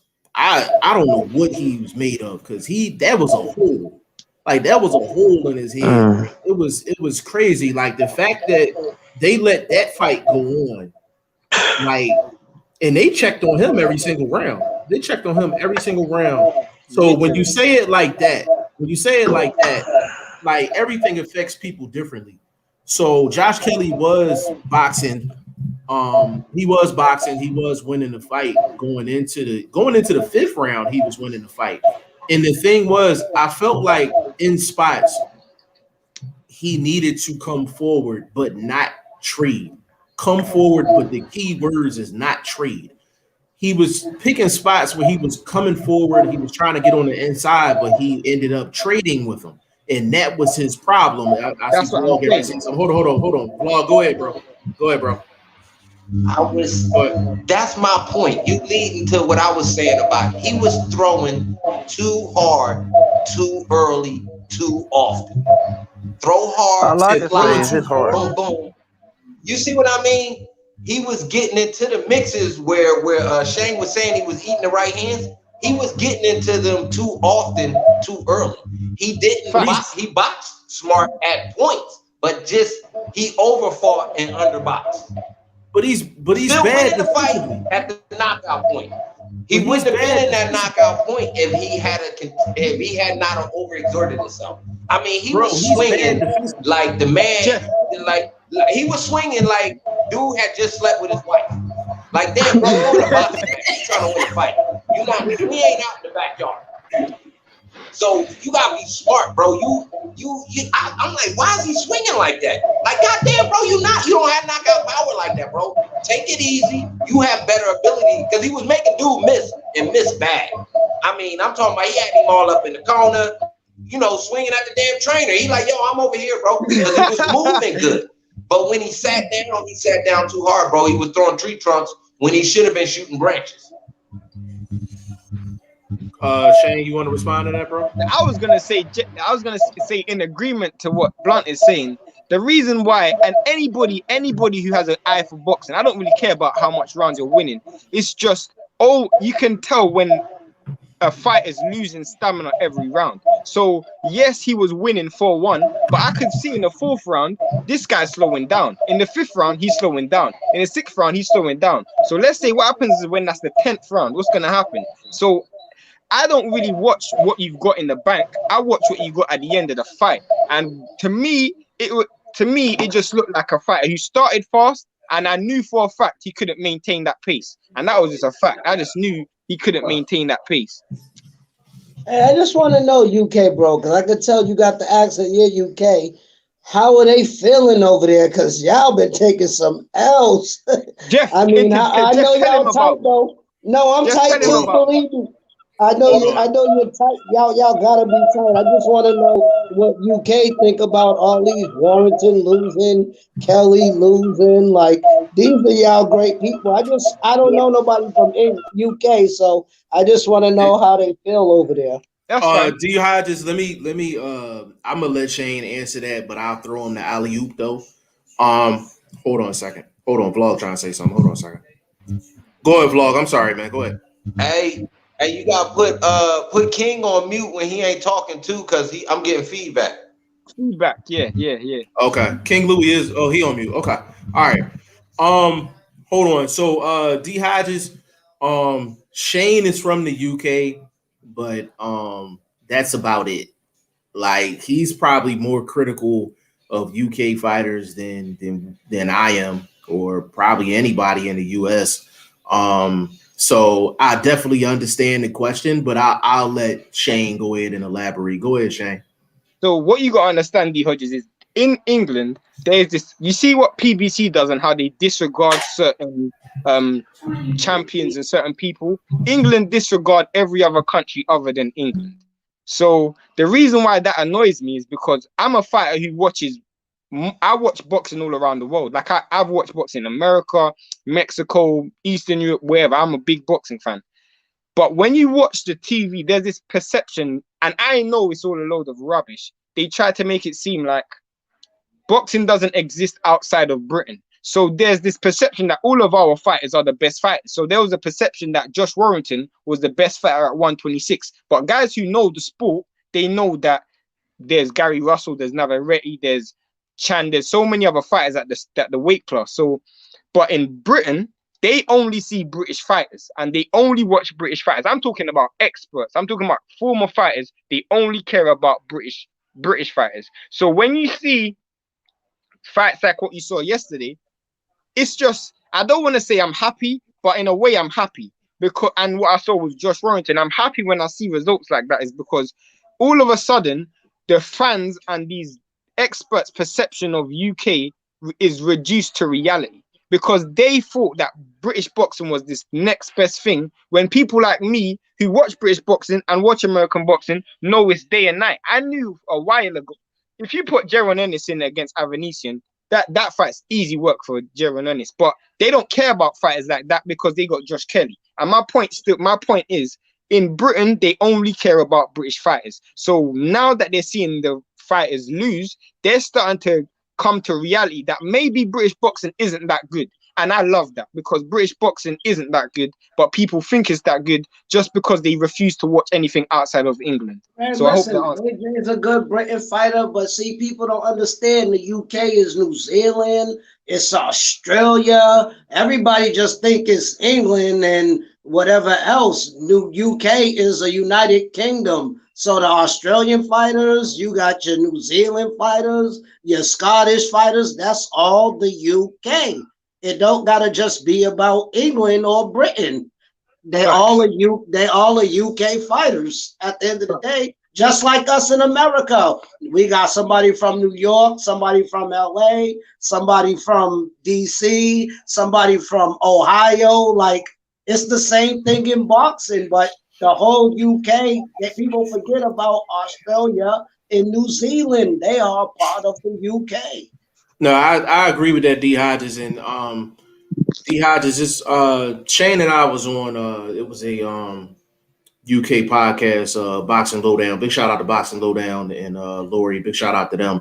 And they asked us, how do we feel about UK fighters? Do we feel like they're on the downward spiral? And I said yes, not because I have anything against UK, but I tell people all the time, if you have a UK fighter, even if they're in the amateurs or like first couple fights in their career, it is very imperative to get them to the States and get them in a camp, a legitimate camp in the States for maybe a month or two, just for them to experience how it go down in the US, because it's two different ball games. And Shane and I talk about this all the time. Josh Kelly, he reminds me of Amir Khan, minus the chin issue. He has no boxing craft. People get amazed by this head movement and all this and all that, but he doesn't throw any feints. He doesn't no upper body feints, no foot feints, no punch feints, none of that. He has no inside game. That's why lateral foot movement, sorry as shit. Yeah, I mean, and then defensively, he's not sound. All of this side to side movement, he's not sound defensively. He's not sound at all defensively, and I'm gonna tell you why. Because he doesn't train. He's one of the worst in the game in terms of like prospects. He's one of the worst in the game at transitioning from offense to defense. And if you need proof of that, Avanesyan was hitting him with every right hand he was throwing. He was throwing. He was hitting him with every right hand he was throwing. Can I say something? Go ahead, Shane. Hold on. Shane, I'm gonna let you go, and then I'm gonna let Vlog cook. Go ahead. Yeah, you guys are all from America, so you guys know the Philly show. If I'm a boxer, and this is just common sense, if I'm deploying the Philly show like Josh Kelly was trying to, there is no way that a leading right hand should be hitting me so often. But the reason why he was hitting him so often was because he's trying to move his head. But everybody knows when you're using the Philly show, you got to use your shoulder to block that right hand coming. The leading right hand, you got to use your shoulder. He dropped his shoulder and tried to move his head when he's using the Philly show. You might as well have had a high guard because he was just getting pinged with right hands. So that's all I had to say on it. Go ahead, Vlog. Because he should have been like this. That's what he's trying to tell you. He wasn't doing that. His hand was like right here, and he was just rolling instead of bringing that shoulder right up by the chin and letting it roll. And it would have been coming across your face. It would have been looking like it hurt, but it would have never landed clean. So he correct on how he wasn't showing excellent boxing skills. But if you want to look at a prototype fighter from a US to over there, he's the best that can emulate what we do here. No, and how we train our fighters to be somewhat slick, somewhat. He's not. A little bit crafty. No. You feel me? So it's not all just. Hold on, Vlog. You saying, you know what I mean? You saying Kelly crafty? He's not. If you want to look at the comparison of European style to American style, he would emulate us more on a whole over there as a fighter. But he, like Shane was saying, wasn't doing it just right because he had the good stance. He had good early movement.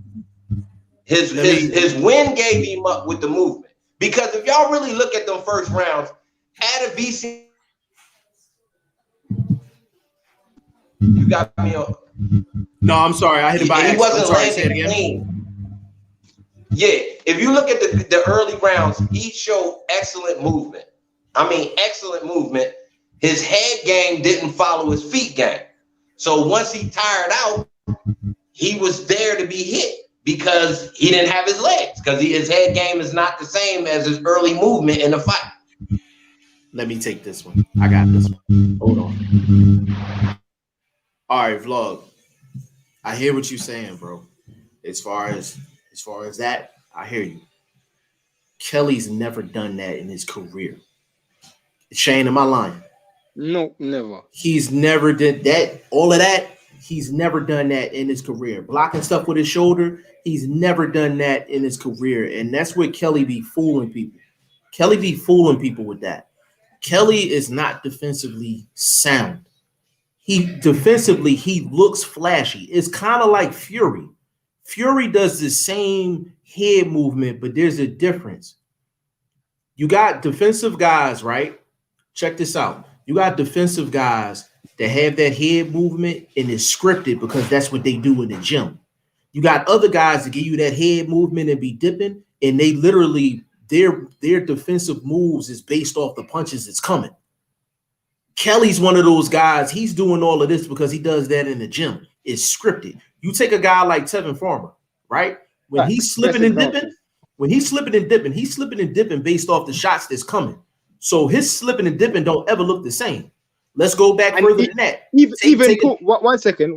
Even importantly, the reason how you know his slipping and different ain't the same is because he catches shots. Kelly never catches anything. Kelly is all head movement. There's no catching with the hands. No catching. Zero catching. Kelly doesn't catch. Kelly doesn't catch with the hands. He don't roll with the shoulder. Then on top of that, just to give you credit, Vlog, just to give you some credit, right? He was moving like well when he was on his bike. He was moving well. He was basically dominating. But here's the thing. It goes to the stamina issue that you said. That exact style is the reason why he gasses. That's the exact reason why he gasses. And the reason why and Shane and I talked about this yesterday. The reason why I say Josh Kelly fools a lot of people is for this reason. Josh Kelly fights like that. And Vlog, I'm talking about moving side to side and, dipping and rolling and all of that. He fights like that. Yes, he fights like that because he has no inside game. Not only does he not have inside game, he don't have confidence in the inside game that he think he has. If you notice, Kelly gets on the inside, he throws no more than he might throw one body shot and he's clinching. Shane, am I lying? Yeah. That's exactly what he does. Like if you look at the Ray Robinson fight, he did the same thing. If you look at the Avanesyan fight, he did the same thing. Like he's a Mir Khan minus the chin, bro. He's a Mir Khan minus. He has no boxing craft, none. Go ahead, Vlog. I thought he tied up a little earlier than normal. The couple fights I've seen about 3 of his fights, and knowing that win was a problem for him. I thought that was something they worked on. So when my little prediction, not really hardcore like you do, I do more of a preview thing, but I thought he could have won it 12 rounds. But it was a KO. I did say Avanesyan was more likely to get a KO. So that being said, my dude, you had a year to work on condition. I'm upset with that. You had a year to do what you did for 4 rounds and win a fight, stick the jab, slip a lot of the combinations. You might keep 1 or 2, but it's not heavy, it's not clean because you're not standing still. That's your main defense, is not to stand still. Then why haven't you worked on being able to move? Yeah. You can do everything else. The 1-2 easy. Yeah, all right. Let me get to the comments. The last Josh is Josh Taylor. All the other Josh Warrington, Josh Kelly, they all lost. Y'all gotta hope on Josh Taylor don't lose, because then all the Joshes are done. I actually like Josh Taylor in that fight, but let me get to the comments really quick. English guy said every country has a short-sightedness about their own guys, UK included. That's true. UK is other side of the world from New Zealand and Australia. He means Commonwealth. He means Commonwealth. D Hodges means Commonwealth. D Hodges means Commonwealth, bro. Hold on. UK is in a dip recently. The only real elite guys from UK is Josh Taylor. Yeah, that's what D Hodges just said. English guy, Fury, Joshua. Outside of that, UK is in a rut. Hold on. English guy, Kelly actually isn't a defensive fighter. He only looked like that because he was showboating against domestic level guys. I thought he'd get found out, but not at European title level. He's ass. That's it. AJ, gotta give AJ. He's UK, so we gotta respect. Oh yeah, that's what I was saying. Bro. That's a definite. AJ's a definite. As far as English guys' comment, that is spot on. Like that is spot on, and that's why I said Kelly be fooling people. That's the problem with every British fighter, though, because they do well. Like even Josh Warrington. Josh Warrington beat nothing but British level fighters. Callum Smith beat nothing but British level fighters, and because of that, they have this perception that they're elite fighters. They've never beaten anybody at a top level outside of England. Hey, can I ask y'all a question? Go ahead, bro. Now that's the UK, right? Yes, sir. Yeah. What's any different from Ryan Garcia? In terms of what? As anything, only thing to me, I feel like if niggas saying Devin Haney ain't did shit other than Luke Campbell and he got dropped by him, which was like, in all his big fights he lost, and he gets in this fight where even though he wins, he shows hard. I give him all that. He shouldn't got dropped by no damn Luke Campbell. Max. So, and then you gotta look at him. He's like their level or whatever the situation is of borderline garbage, but he's better than a Josh Kelly. But is he better? He ain't no contender. So if Ryan Garcia is having problems with a dude that ain't gonna contend with none of our champions, why the fuck I think that he gonna give me a good fight with Devin Haney because he did something in the amateurs, and we know this shit ain't even about boxing. It's a point system, just work. So hold on, I'm gonna let you cook on that. I promise. King Louis, I just one question for you just to make sure we on the same page. Ryan Garcia, how many guys do you think Ryan Garcia beats in the, let's just say, I don't know. He's supposed to have fought Lanier what was his name?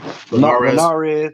Ducked out that fight, fought somebody, nothing, knocked him out in the first round, started calling out a whole bunch of people. Supposed to have been fighting Javier Fortuna, got out this shit to get them, and somehow got the Luke Campbell fight.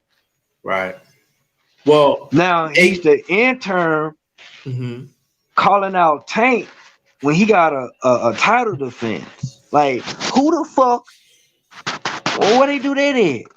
A King Louis. And then we hold on. I don't mean it. And I'm my last point. And then we knocked Dillian White for fighting another dude that was going to listen. When he was the intern, man, to become the fight is eliminated, he chose to fight somebody else, and because he fought that, he stuck it where he at, and then we held it over his head. So Ryan Garcia, to the senses, trying to do the same shit. Like, all right, it's time for you to fight your get your shot. Now I don't want to fight that. I want to fight this now. Well, you know we're gonna move on and come back to you. But now he's screaming after he screamed that Manny Pacquiao crap that somebody is ducking him. Well, King, let me ask you this real quick. Go ahead. Out of all of the guys at 135, like in the top 10, so I don't know. We really don't know. We talking Fortuna. We talking Linares. We talking Teofimo. We talking Haney. We talking Vlogs guy. Emmanuel Tegu. Man, after seeing him getting dropped by Luke Campbell, Linares might can get him. I don't know about Fortuna. Fortuna, he might can get Fortuna. I don't know. Teofimo will get him.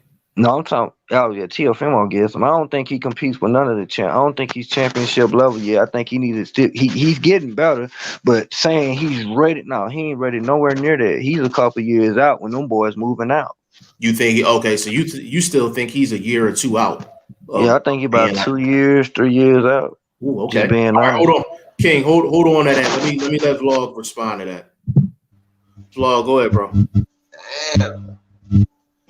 When you saying he's 2 years out, he's the bag right now, bro. He's the bag. So that makes him ready. When you the man that can produce the fans, produce the income for a fight to be even plausible to be made, these boxers just don't want to fight the fight. I don't care what they say. These motherfuckers is doing that shit for a certain amount of money, or they're not doing it. No matter how much talk it is, bro, because it's easy for them to meet up at any gym and get that shit in. Easy. But they smarter than that. They gonna put a bag. If the bag ain't right, the fight ain't right. So that being said, I do believe my guy is ready just based on the fact he's a side when it comes to being able to sell a fight. And power-wise, he can compete with anybody in the top 10. I just got one question for you, Vlog. So if Jake Paul call out AJ right now, Jake Paul A side. That's a good one. That is a good one. Say that again. Say it again, bro. Say it again. Hey, say it for him because I might be breaking up. Hey, I said if Jake Paul call out AJ, he's A side. Is Jake Paul A side? Just based on that don't make sense. So why does it make sense for Ryan, bro? Honestly, this is boxing. This is boxing. This man gotta box somebody. Yo, that's funny as hell. Yo, that is funny. I'm gonna be honest. I'm gonna be so honest with you. At the time of the Mayweather Conor fight, the swag and the luster that was going on with Conor McGregor, he was almost the A side in that fight, bro. Not that he was the A side when it came he was the A side of the promotion. We ain't talking about that. We talking about marketing shit. Yeah, he was the A side of the For any of them dudes in the top 10 to make a bet, they gotta fight somebody like Tank. They gotta fight somebody like Garcia. The reason why I have to go again in agreement with King Louis in this one, where I say I feel like as boxing fans, we're all boxing fans. We can't speak from a casual perspective. We're all hardcores. So as a hardcore boxing fan, the reason why he even asked that question or the statement was even brought up is because we don't care about what sells. We just care about who's the man. We don't care about what sells. The money ain't coming to us. We just care about who is the man. And because of that, I feel like the most important thing is who is going, remove money, because that doesn't matter to us. We just care about who is the guy at the division. I don't think he beats any of the top five. I don't think he beats any of the top five. Hold on. Vlog, repeat what you said. I just took you off. Bro, I can rebut what you just said right now. Let me rebut that. We all hardcores, right? Tell me the one reason why we always put Floyd pound for pound. It wasn't just what he did in the ring. It was what he was doing outside of the ring, becoming who he is today. That wasn't me. That was my grandma. It wasn't me either. I put him up there because when I seen them, bitches wasn't touching him. And he was like, bro, you put your money on Floyd, it's guaranteed money, bro. And he wasn't fighting bums. Bro, come on, bro. That was me. Y'all not being honest, bro. No, I swear to God, man, I'm 32 years old. Hey, folks, I'm 32 years old. I ain't that old to be saying I'm up in here to be nobody man fan. I was going against. Hold on, what'd you say? This ain't about man fan shit. This is about realizing who got the bull. No.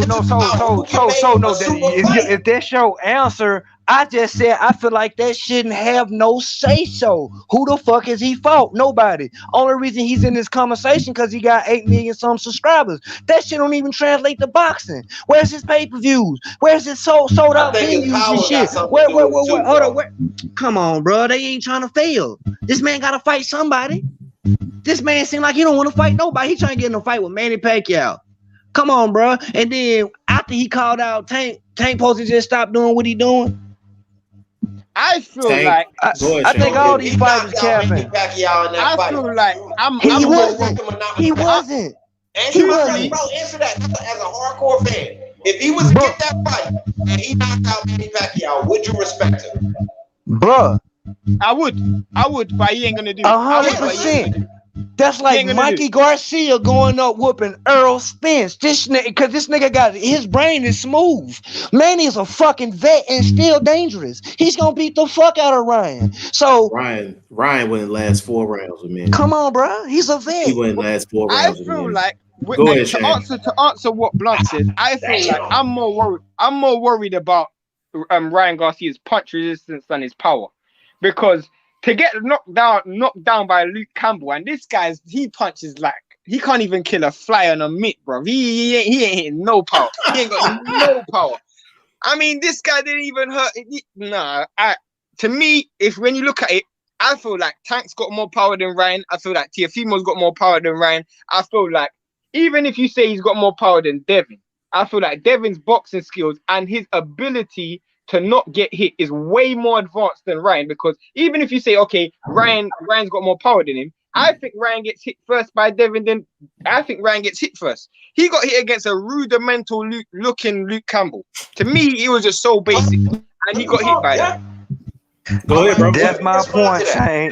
That's been my point the whole time. Hold up. Go ahead, Vlog. Go ahead. As y'all saying that, but what y'all saying is the whole concept makes the fight. And what he's bringing to make that fight also is a bunch of more eyeballs so both dudes can get paid. That puts him in the top tier, bro. That automatically puts him it just make him a superstar. What about the dudes who got the skills to pay the bills that he taking a spot? There's only so many spots. He's in IQ wise, he ain't even there yet. Just like folks just said, he couldn't even hurt small ass Lomachenko who don't even belong in the division. Come on, bro. He couldn't do shit to him. Damn near got knocked out by Lomachenko. So you telling me? I ain't gonna win with this one. I ain't gonna win. It's 3 against. It's all You good. telling me Devin Haney go in there and get dropped by Luke Campbell? See that. Devin Haney go in there and get dropped by Luke Campbell. Do Teofimo Lopez not go in there and kill Luke Campbell in the first round? Teo gonna kill him in the first round. Luke Campbell. Don't want to do that. No, I'm talking about Luke Campbell. I just said saying he needs that work up under him. No, I ain't talking about no Ryan Garcia. I said I'm saying Can I ask a question? If Luke Campbell Ryan go Garcia in there with Teofimo, Richard Coleman. Oh, that's a good question. That's a good question. That's a Ryan good Garcia, fight, and that's a good fight. Who win that fight? Who? Vlog, I'm talking to you. Who wins Ryan that fight? Comey? Yeah. He knocked Comey out. Yeah. He knocks Comey out. Hold on. Hey, bro, that's a better fight than fucking Luke Campbell, and I want to see it. He knocks Comey out. Hold on. Hey, Vlog, hold on. King Louis, this is tradition on this channel. My bad. Nah, you good, brother. Can I get a cheesesteak on that? Can I get a cheesesteak bet on that? I take Comey. I take Comey every day. And he not knocking Comey down. We got a cheesesteak on that and a side order of fries on that, player. Yeah. So you saying? That's all I need to hear. So you saying the speed? So hold up. Let me stop you. He not knocking Comey down. No. So you telling me Teofimo speed didn't have nothing to do with that Victor not? It was just all power. It did. Any shot he would have landed would have knocked out Comey. It didn't. Can I tell you what it is? His speed Can had I nothing tell to you do what with it was? Shane, go ahead. Shane, go ahead. It was a bang shot, and the reason why you should have never. Wait. You should have never used that as an example. Because it was a bang shot. They both were at the same time, and Ryan Garcia don't get his head off the line. Teofimo got his head off the line and landed. That's why. That's the plain and simple. Ryan Garcia does not get his head off the line, and if he tries to trade with Richard Comey, he gets iced. There's no way. Luke Campbell's power isn't even a fraction. He is twice as fast as Teofimo and Comey. So any punch if they in a trade situation, he's getting home first. Bro, talking about, bro. Hey, blocks and Vlog, I can tell you this much. If Ryan Garcia, that's not my point. That's not my point. My point is bang bang. You just said bang bang. If one person gets their head off the line and you don't get your head off the line, how does that got to do anything to do with speed? It's timing and placement. If your head's off the line, Ryan Garcia does not get his head off the line. So that you're bringing speed into an equation that don't matter. If I'm banging, I'm going to get my head off the line. That means the shot is going to miss. It doesn't matter how fast you are. Go ahead, Jeff. Hold on. Let me, King Louis, go ahead and cook real quick. And then Vlog, I'm going to let you go ahead and respond. I just want to tell Vlog this. If Ryan Garcia could beat Richard Coleman, I'd say he's top 5. Fuck yeah. But he's not. Vlog, you want to respond to that, player? Man, I gotta agree with what he said. If he do get a victory like that to me would catapult him in that top 5, that upper part of the top 10. You know what I mean? 8, 7, somewhere like that. I think so. I agree with that. Yeah. And you know what, Vlog? Let me add this to it. I can't say I don't see that happening. You based better on hope what that I've seen from him, based on what I know from Comey. I can't say that can't happen. I think Ryan Garcia can win that fight. You better hope so, because you gonna owe me a cheesesteak if you don't. But let me let me get the hold on a second, bro. let me get this out the way real quick. As far as your example with Teofimo and Comey, I'm just gonna add on to what Shane said. When you have a bang bang shot like that, the speed, especially, I'll even add on. So you take the Teofimo and Richard Comey, the bang bang shot, right? You take the bang bang shot. They threw the punch at the same time, basically at the same speed. The difference was Teofimo's head wasn't there. Richard Comey head was there. But I'll take it back further than that. Richard Comey had that same situation happen with Robert Easter Jr. He had the same situation happen, and it was the same thing. They threw the punch at the exact same time. The only reason Robert Easter's shot got there is because his head was off the line.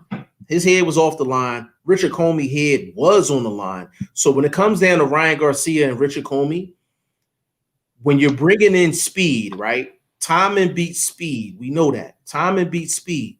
The thing with Ryan Garcia is he doesn't get his head off of the line, and neither does Comey. Neither does Comey. So that's the dilemma with that fight. But the way Ryan Garcia fights, he don't ever put himself in a position to where he's throwing bang bang shots. Like, when have you ever seen him throw a bang bang shot with somebody? And if he does, and the thing was with Luke Campbell, he wasn't even throwing a bang bang shot with Luke Campbell. He was trying to leave out the back door. He was trying to leave out the back door. You know what I'm saying? And he got caught leaving out the back door with his chin in the air. And he does that shit all the time. He does that shit all the time. But Vlog, go ahead and respond to that, player. Hold on. Go ahead, bro. You just said it. In a fight where fighters have defensive questionability, I'm gonna go with the youthful fighter and the faster fighter, and the fighter that I see having more power. So in a bet situation, I'm gonna analyze it based on those factors, and that's what gives me Ryan Garcia a victory in a type of fight. Let me get to these comments real quick. Now, anybody else, we can still run it down, but that ain't what the show is about. Yeah, let me get these comments real quick. Will Stokes, he said, "Yo, you guys gonna still be on for a bit. I'm gonna be able to come on in like 30 minutes." Yeah, we still cooking, man. So I mean, if we still on, then then come on in. English guy, I fucked up typing my comments. English guy, funny as shit. Garcia would be a lot less pretty when Manny got done with him. He looked like Margarito. D Hodges, phone died, StreamYard killed battery. But I'm still here in the chat. Thanks, bro, for having me on. Hey, man, always a pleasure, man. And Boxing Learner, Comey versus Ryan is dangerous fight for both. Hey, Vlog, hold on. Vlog, I'm going to let you cook on that, man. Boxing Learner said Comey versus Ryan is a dangerous fight for both guys. Just that one comment, I'm going to let you get back to read. He said, hold up. He said he'll make him look like Margarito. My question is this the same Manny Pacquiao that was face down? That's all I'm asking. Is this the same Manny Pacquiao? Is he bringing that same chin into a fight with Ryan Garcia? This is also the same. If you bring also the same Pacquiao, then it's a 50-50 this is fight. also the same Pacquiao that dropped Furman in the first round. It's also the same Pacquiao that dropped Furman in the first round. So hold on, Shane. Hold on. All right, Shane. Vlog, are you telling me that Ryan Garcia has a shot at Manny Pacquiao to win that fight? Is that what you're telling me? I think it's in my age, his youth being a big factor in the fight. It's like a 60-40, maybe 70-35, 70, 65-35, something like that to me. Hey, bro, Ryan Garcia need to get this man right here and promote him. Yo, hold up. I'm a boxing analyst, my dude. What you talking about? No, I'm saying, bro, you doing a good job for him. I'm saying you doing a good job for him, bro. He need to come put you on his team. I'm not saying no bullshit, man. Say cheerleader. No, bro. No, man. I ain't say nothing like that. I'm saying he need to come pay you. He need to come pay you. He need to come pay this man. Cause nigga, I don't know nobody in America take what you pay. Damn, bro. I was saying, cheerleader, bro. I ain't gonna never disrespect you like that. Hold on, real quick, y'all. All right, bro. That's funny as shit because I get at Vlog all the time. I say he's the number one guy of the Emmanuel Tegu fan club. So for the people that don't know, I say that Vlog has put Emmanuel Tegu on the map. That was prior to his fight to the Zone. That's a fact. Vlog, do you agree with that? Vlog, before I continue, do you agree with that? You are the one person to put him on the map. I do my homework, bro. Hold on, but that's a fact. I do my homework, am I correct? Bro. But is that a fact? Am I correct? Yes. That's a fact. Okay. In America, all right. Let me cook. In this country, yes. Okay. Let me cook real quick. Okay. So King Louis, just to bring you up to speed, we had a live, right? And we were talking about the top 5 guys at 135 pounds. So Vlog says, and I quote, Loma and Teofimo was 1A and 1B because they were fighting. This was prior to their fight, right? Then hold on, who did Vlog say 2 was? No, I think he said Ryan Garcia was number 2. And then he said Emmanuel Tegu was number 3. And we had a whole discussion. We was like, who are you talking about? We were like, who are you talking about? He said, and it wasn't the fact that Vlog mentioned a guy that we don't know. Like, we all appreciate somebody, bringing us somebody new to our attention. It wasn't that. It was the fact that Vlog had him 3rd. That was the point. He had him 3rd. So when you say he need a job as far as Ryan Garcia, I've been saying that about him and Tegu for about 2 months. Vlog, go ahead, bro. Hold on, go ahead, bro. I think it was 5th, bro.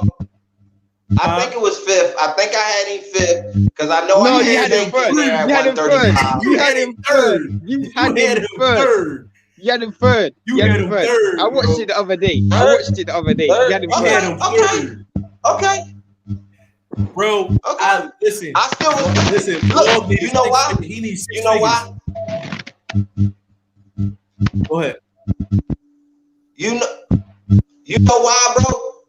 When you able to have discipline, body discipline the way he had, and be able to fight in that division for as long as he has, and he's fought in world competition, which I think the European fighters don't have respect for. It's not like the dudes in Britain is only just fighting the dudes in Britain. They are fighting Russians. They are fighting German fighters. So they fighting a diverse of fighters over there. And that's what I was giving him credit for. And being able to maintain that weight and going on a 15-year winning spree.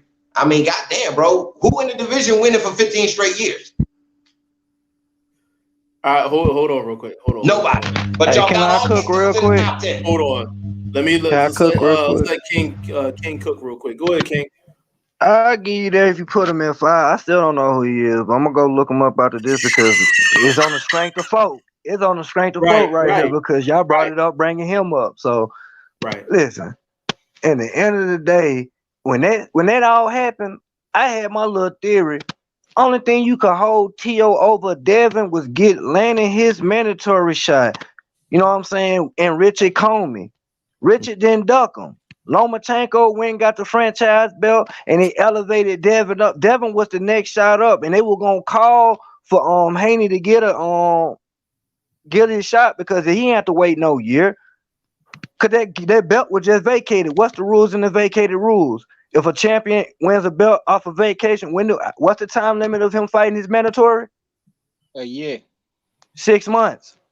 Oh, if it's vacant. If the belt's vacant. 6 months, correct. Yeah. 6 months. Yeah. Right. Devin was getting his shot, but they never called it because shit. But I'll double back. But I'm just saying, Devin went the harder way. Devin had the IBF International, the WBA, and the WBO International, and the WBC intern. He had them all. He dropped the IBF and went the WBC route to go Loma. He went Richard Comey. He just got the Richard Comey and the Loma fight. Loma's out there, but I'm talking about at the time of before they had fought. I'm like, you can't really place Teofimo Lopez, and when he became unified champion, not undisputed. Right. Yeah, Tio is that boy now because he's unified. You got to give him the tops of what he's did with Comey and on what you call it, Devin got robbed out of his opportunity. He supposed to fought Lomachenko and became unified champion, which would have been better than Teofimo Lopez just beating, you know what I'm saying, Comey for one He was belt. supposed to fight Luke Campbell. He was even supposed to Yeah, fight Luke he Campbell. supposed to fought Luke Campbell and they threw him out and threw Loma in that bitch. When do you see a champion holding 2 belts become eligible for a vacated belt and another sanctioning body? Right. They been, and I'm just saying, so we gotta peep game like that. It's been beneficial for Theo because it's artificial for him. But in the end of the day, Devin initially took the harder route. Devin Haney definitely got done there because he never got the fights he wanted. He never got the fights he wanted. And Loma's he's had that pull since the beginning of his career. People have to remember that. His first fight was an international. Yeah, Lomachenko was trying to get a title fight for his debut, and Aaron told him that's impossible. He said that's impossible, but he gave him Orlando Salido in the second fight. No, he gave him an international championship. He had an international WBA his first fight. His second fight, he fought for a major, like a world title. And then he still shouldn't have been fighting for no international in his first. Exactly. That's 100% facts. Let me get Vlog in here real quick before we get to the comments. Vlog, go ahead and cook, bro. I got Cat King. That was stated like a great defense attorney.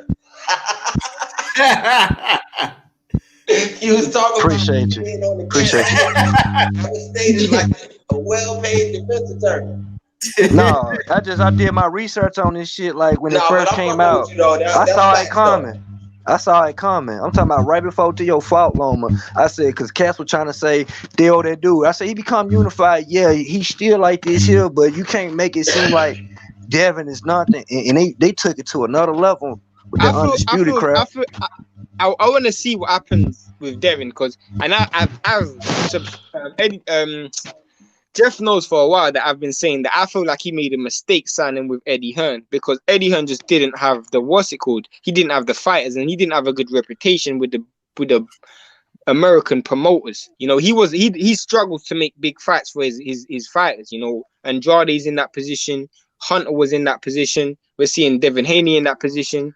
You know, he's struggling. That's hindsight. Listen, Devin had everything he needed but a payday and a backing. Man, I remember I made the video when the zone first started giving out all this money and talking about they trying to get fighters and shit. I said, they ain't just focused on. I said, bro, you a young fighter. You ain't ready to fight big fight. Devin Haney went straight over there, but he was already in line with his interns and shit like that, being with his international. He was already in line. So he was getting guaranteed paydays now just to come over there and try to put a spotlight on his own. Nah, I get that, but I just mean in terms of from a boxing perspective but when it blew up, yeah, I get you. They couldn't guarantee fights. When Mauricio stepped his bitch ass in with that bullshit, Eddie couldn't help him. You gotta think about it. If Mauricio don't step in, Devin gets and he's honor Eddie. Mauricio messed up the whole plan. That's what I'm saying. In hindsight, yeah, but everything was laid out. That was a good move. He was finna get paid. That's a good point. That's a good point. That's a good point. That's a great. Hold on. That's a good point. King Louis, that's a great point. And let me piggyback off of that. And it's just on her not being able to get the big fight. Even with Andrade, he had the big fight set up with Billy Joe. He had the big fight set up, and Billy Joe, he was on the finest juices, and the fight got canceled. So King Louis, that's a great point. That's a great point, man. I appreciate you saying that. Let me get to the comments real quick. English guy, it took Juan Marquez, one of the best counterpunchers of recent times, 4 fights to land a KO shot on Manny. Hold on, let me get to that before I move on. Juan Manuel Marquez was putting polls on Manny way before that. If it wasn't worth it, it wouldn't have gone to the full fight. If the fight wasn't uncompetitive, it wouldn't have gone to the full fight. Marquez was putting polls on Manny Pacquiao for a couple of fights. D Hyder said Devin needs to fight Nakatani. I don't have no problem with that fight. I don't even think that fight's necessary. I don't think that fight's necessary. Hold on, you don't think Nakatani would be the best fighter on his resume?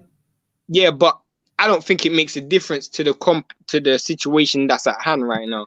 These guys are dodging him. A Nakatani fight doesn't get him a fight against Teofimo, Ryan, Tank, but none of those like guys. I always say, bro, Vlog, I see you. I'm gonna let you cook in a second, bro. Like I always say, like if the big fighters are ducking you, you got two decisions to make. You either gonna sit on the sidelines or you gonna fight while they ducking. But I So feel like there's better fights. I think he can fight Rolly. I think it's time for him to move up. Man, that don't do nothing for him either. It's time for him to move up. Rolly don't even need that. More for him than Rolly would. Nah, he need to move up. Not in terms of profile. I think profile Rolly's a bigger fight. Okay, so all right, so hold on. King, answer this question for me. If he goes up to 140, what can he do at 140? Man, really ain't shit he can do to really like unless somebody let him in. It depends how he's moving. It depends how he move, but look, he's gonna be a free agent. His contract like this here, so and he got a promotional type deal too, because he got. But no, his shit coming up. He got his own shit, but like that little thing he got with Eddie coming off, so he might can move up to 140 and get a shot at Ramirez. That's his best bet. When is it coming off? When is it coming off? Vlog, I ain't forget about you. I think his next fight is his last fight. Really? You know, they fight by fight. Like Tevin had that 4-fight deal. I think he had like a 4-5 fight deal or some shit like that. Okay. All right. Vlog, go ahead and cook up, bro. If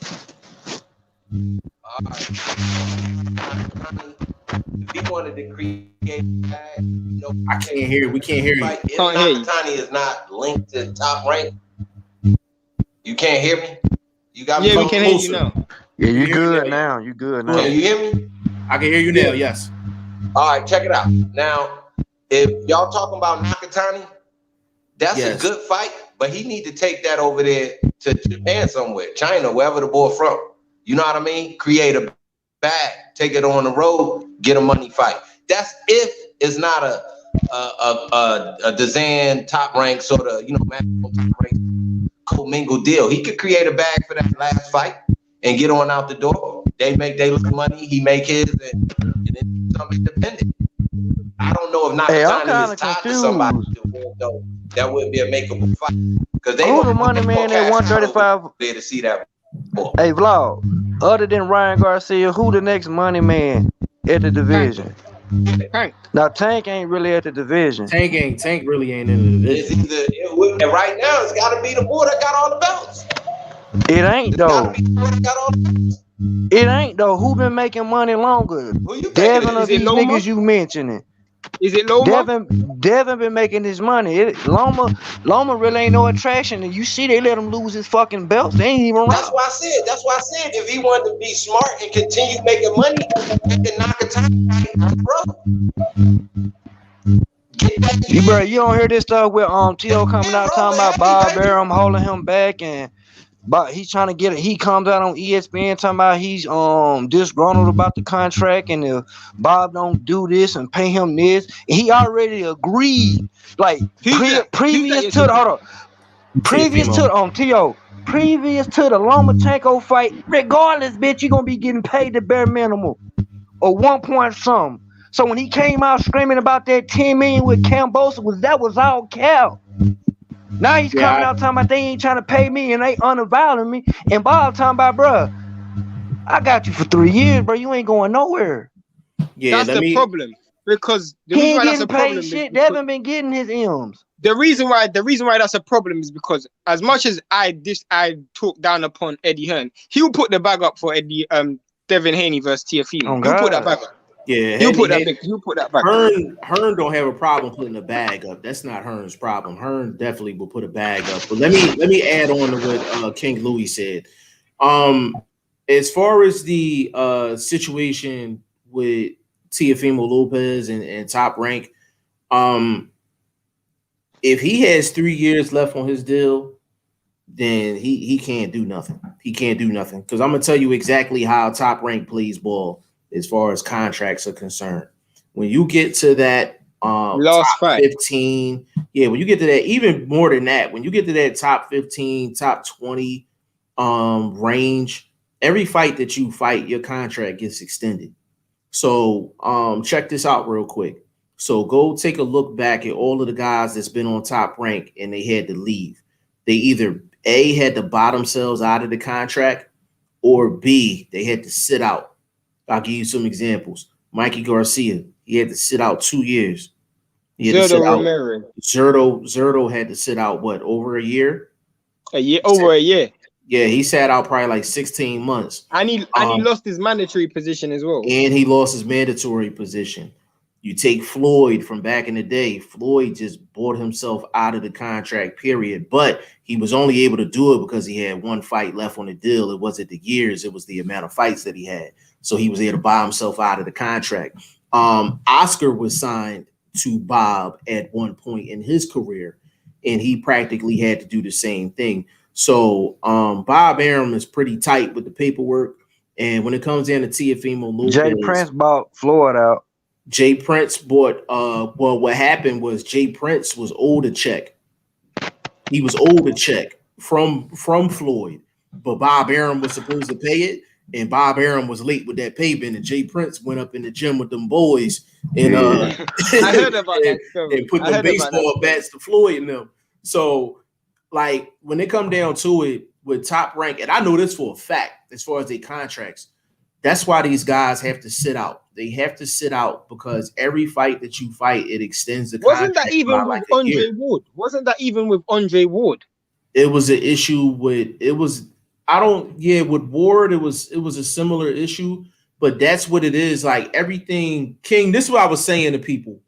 Like it's hard to explain to people the different business models between promotional companies. So take Top Rank, for instance. They have a certain business structure in terms of how they pay their fighters and all of that. So Teofimo Lopez is not on the same level as Terrence Crawford or Vasyl Lomachenko in terms of how much they get paid from Top Rank per fight. The most that they've guaranteed outside of Pacquiao, I'm not talking about Pacquiao. Outside of Pacquiao, the biggest per fight amount that they give to their fighters is like 4.5. Yeah, 4 million. 4.5. And Tim Bradley got it. Terrence Crawford has that right now. Yeah, against Amir Khan. Right, but it depends on if a fight is pay-per-view. It depends on the optics. It might be more than the 4.5, but it's the mandatory amount that he gets. The minimum is 4.5. What Teofimo is trying to do, he's trying to get to that 4.5 pay scale with Top Rank. And that's why he's screaming all of the stuff that he's screaming. And the thing that he don't realize, and I don't know who's in his ear.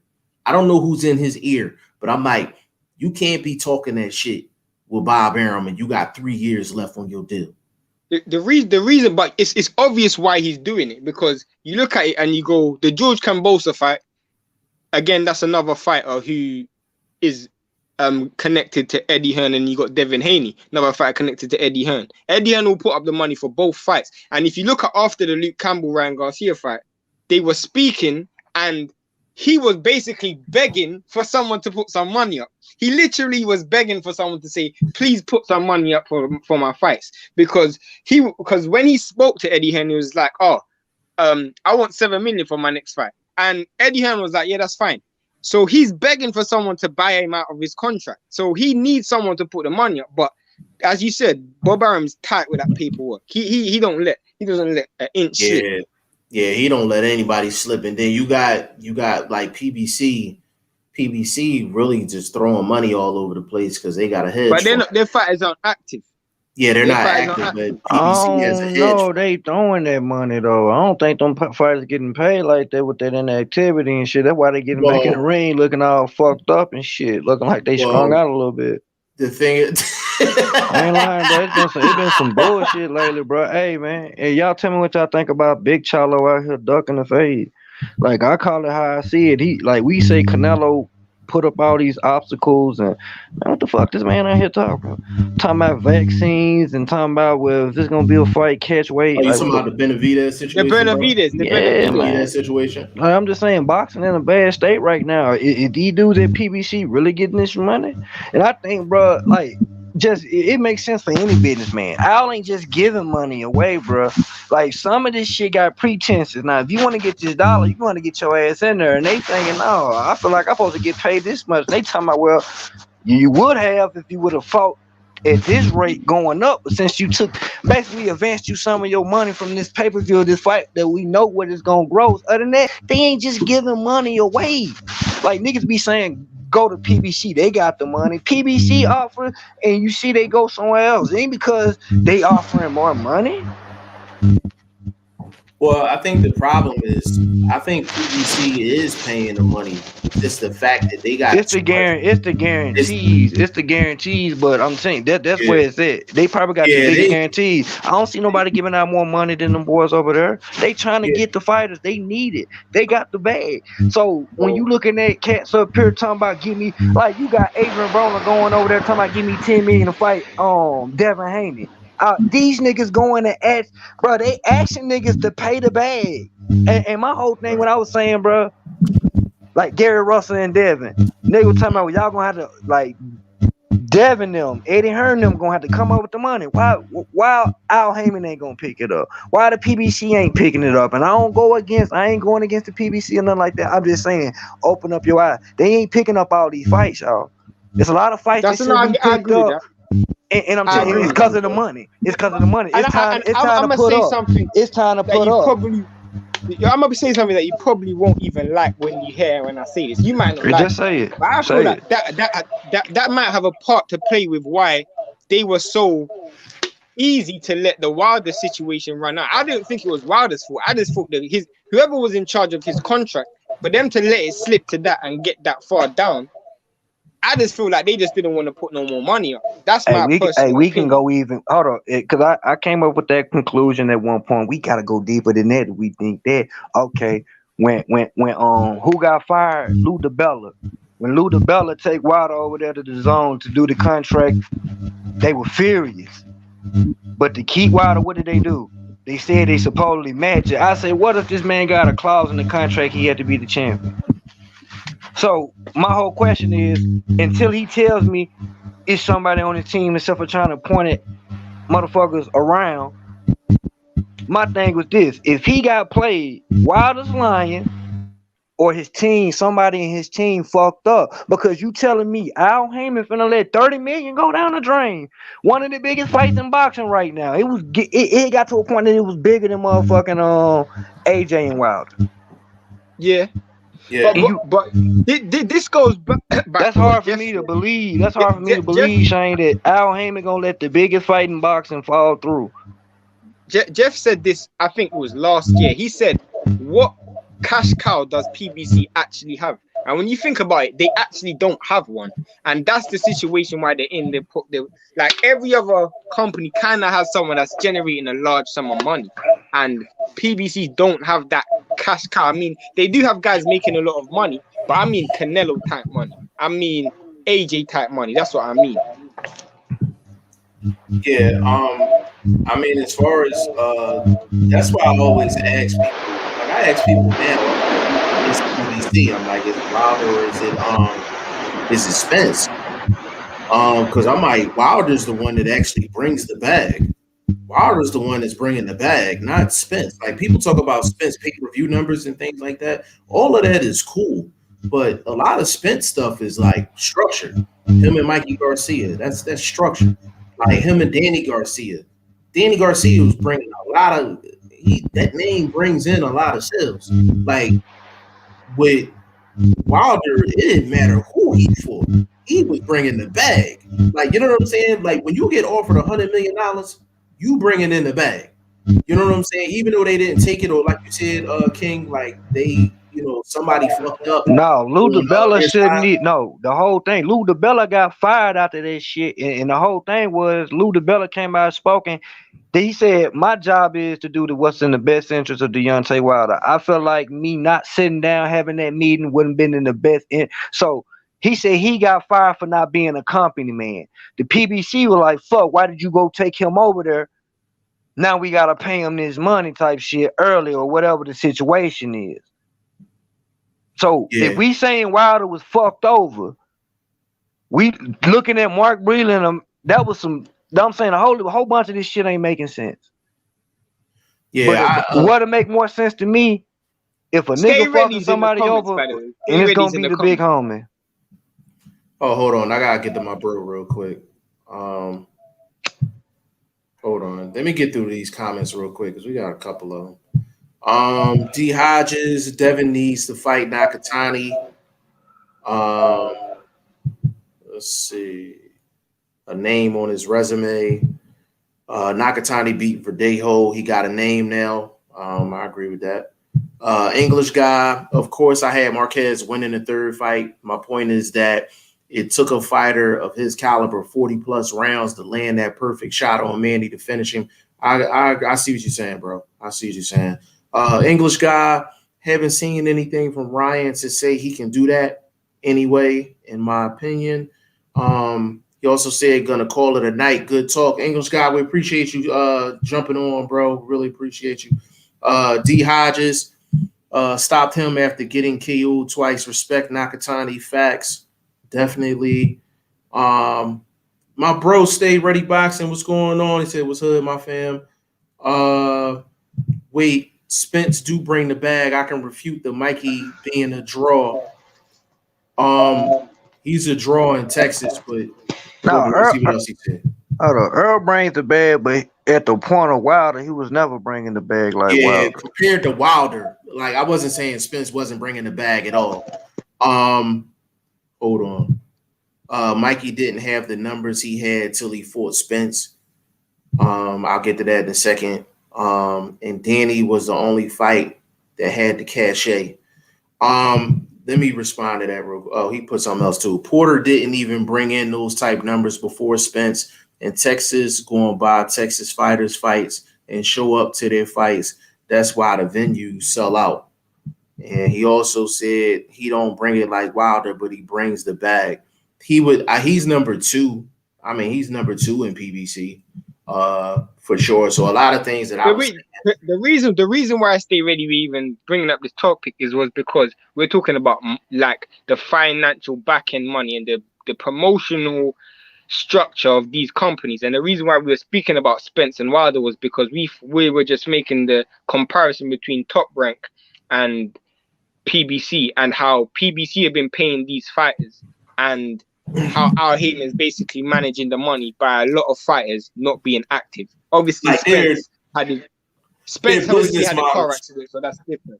Yeah, we was talking about just stay right. I don't know how long you've been on here, but we were talking about different business models between basically how Top Rank do business, how PBC does business, how DAZN does business. It's just different business structures. So when we were talking about actually Deontay Wilder and bringing the bag, we was like, nobody on PBC brings the bag like Wilder does. But if we're looking beyond Wilder, then yes, Spence would be next up. So we're not disagreeing with anything that you said, but we've been cooking for damn near 3 hours.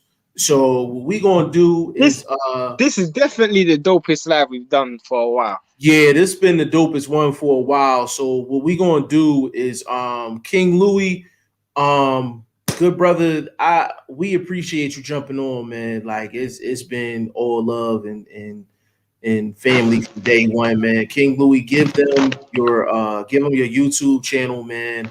Let them know where people can find you, bro. Man, I'm inactive, man. I'm like this here. I'm just balling and chilling, hoping the sport come back alive strong again because it's hard to support. I'll be back up in here because boxing can't stay dead forever. Politics gonna get out of sight eventually, hopefully. Or, these fighters gonna have to make a move. But it gotta be verbal. It can't be all this, I'm gonna do something. All this bullshit. It gotta be some action behind it. All this verbal shit. They've been selling us whoop ticket like AB talking about he gonna throw his hands. He never gonna throw his hands again. It's just certain things we gotta realize as boxing fans and hold them accountable to it.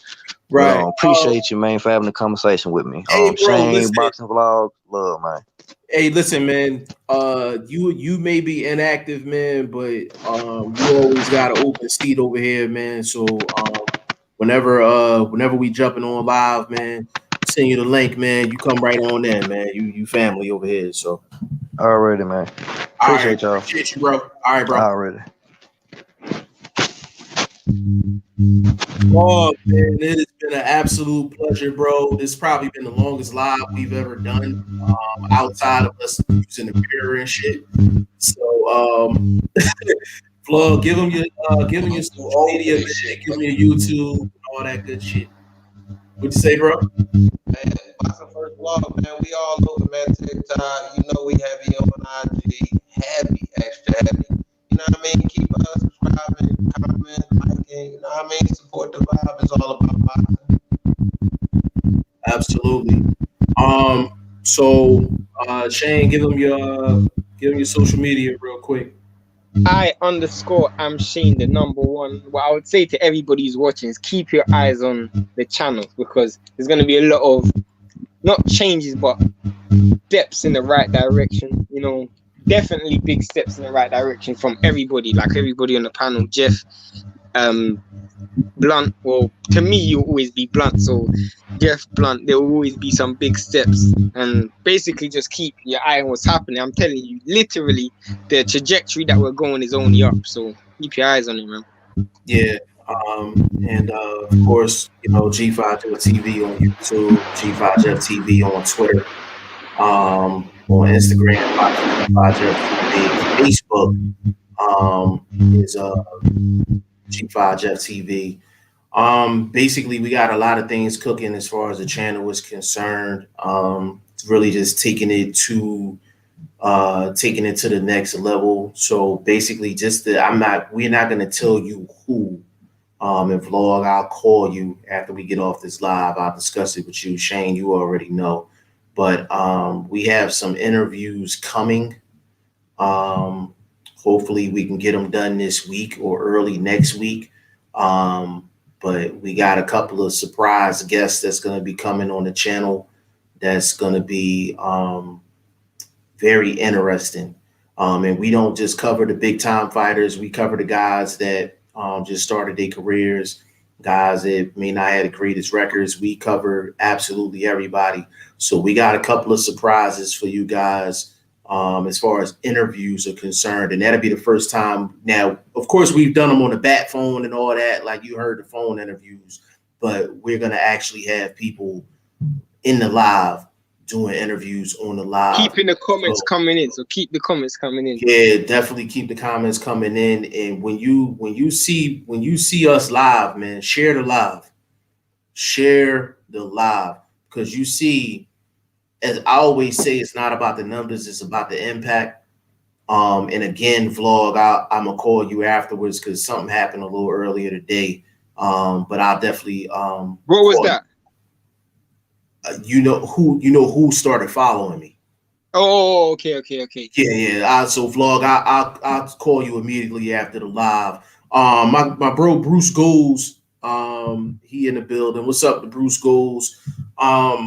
But yeah, definitely stay tuned in, stay tapped in. If you don't see me dropping a video, I'm definitely active on social media. And if you don't hear from me, you're gonna hear from Vlog. If you don't hear from Vlog, you're gonna hear from Shane. So it's all connected either way. So you're going to get nothing but the best from us, period. You know what I'm saying? And you're going to see it going forward. We're not going to talk your ear off about it. You're just going to see the progression going forward. But on behalf of BoxingFirst Vlog, a.k.a. Blunt, a.k.a. Blunt Bayless, my boy, a.k.a. the General, and then we got VP Shane, G5 Jeff TV, we are out.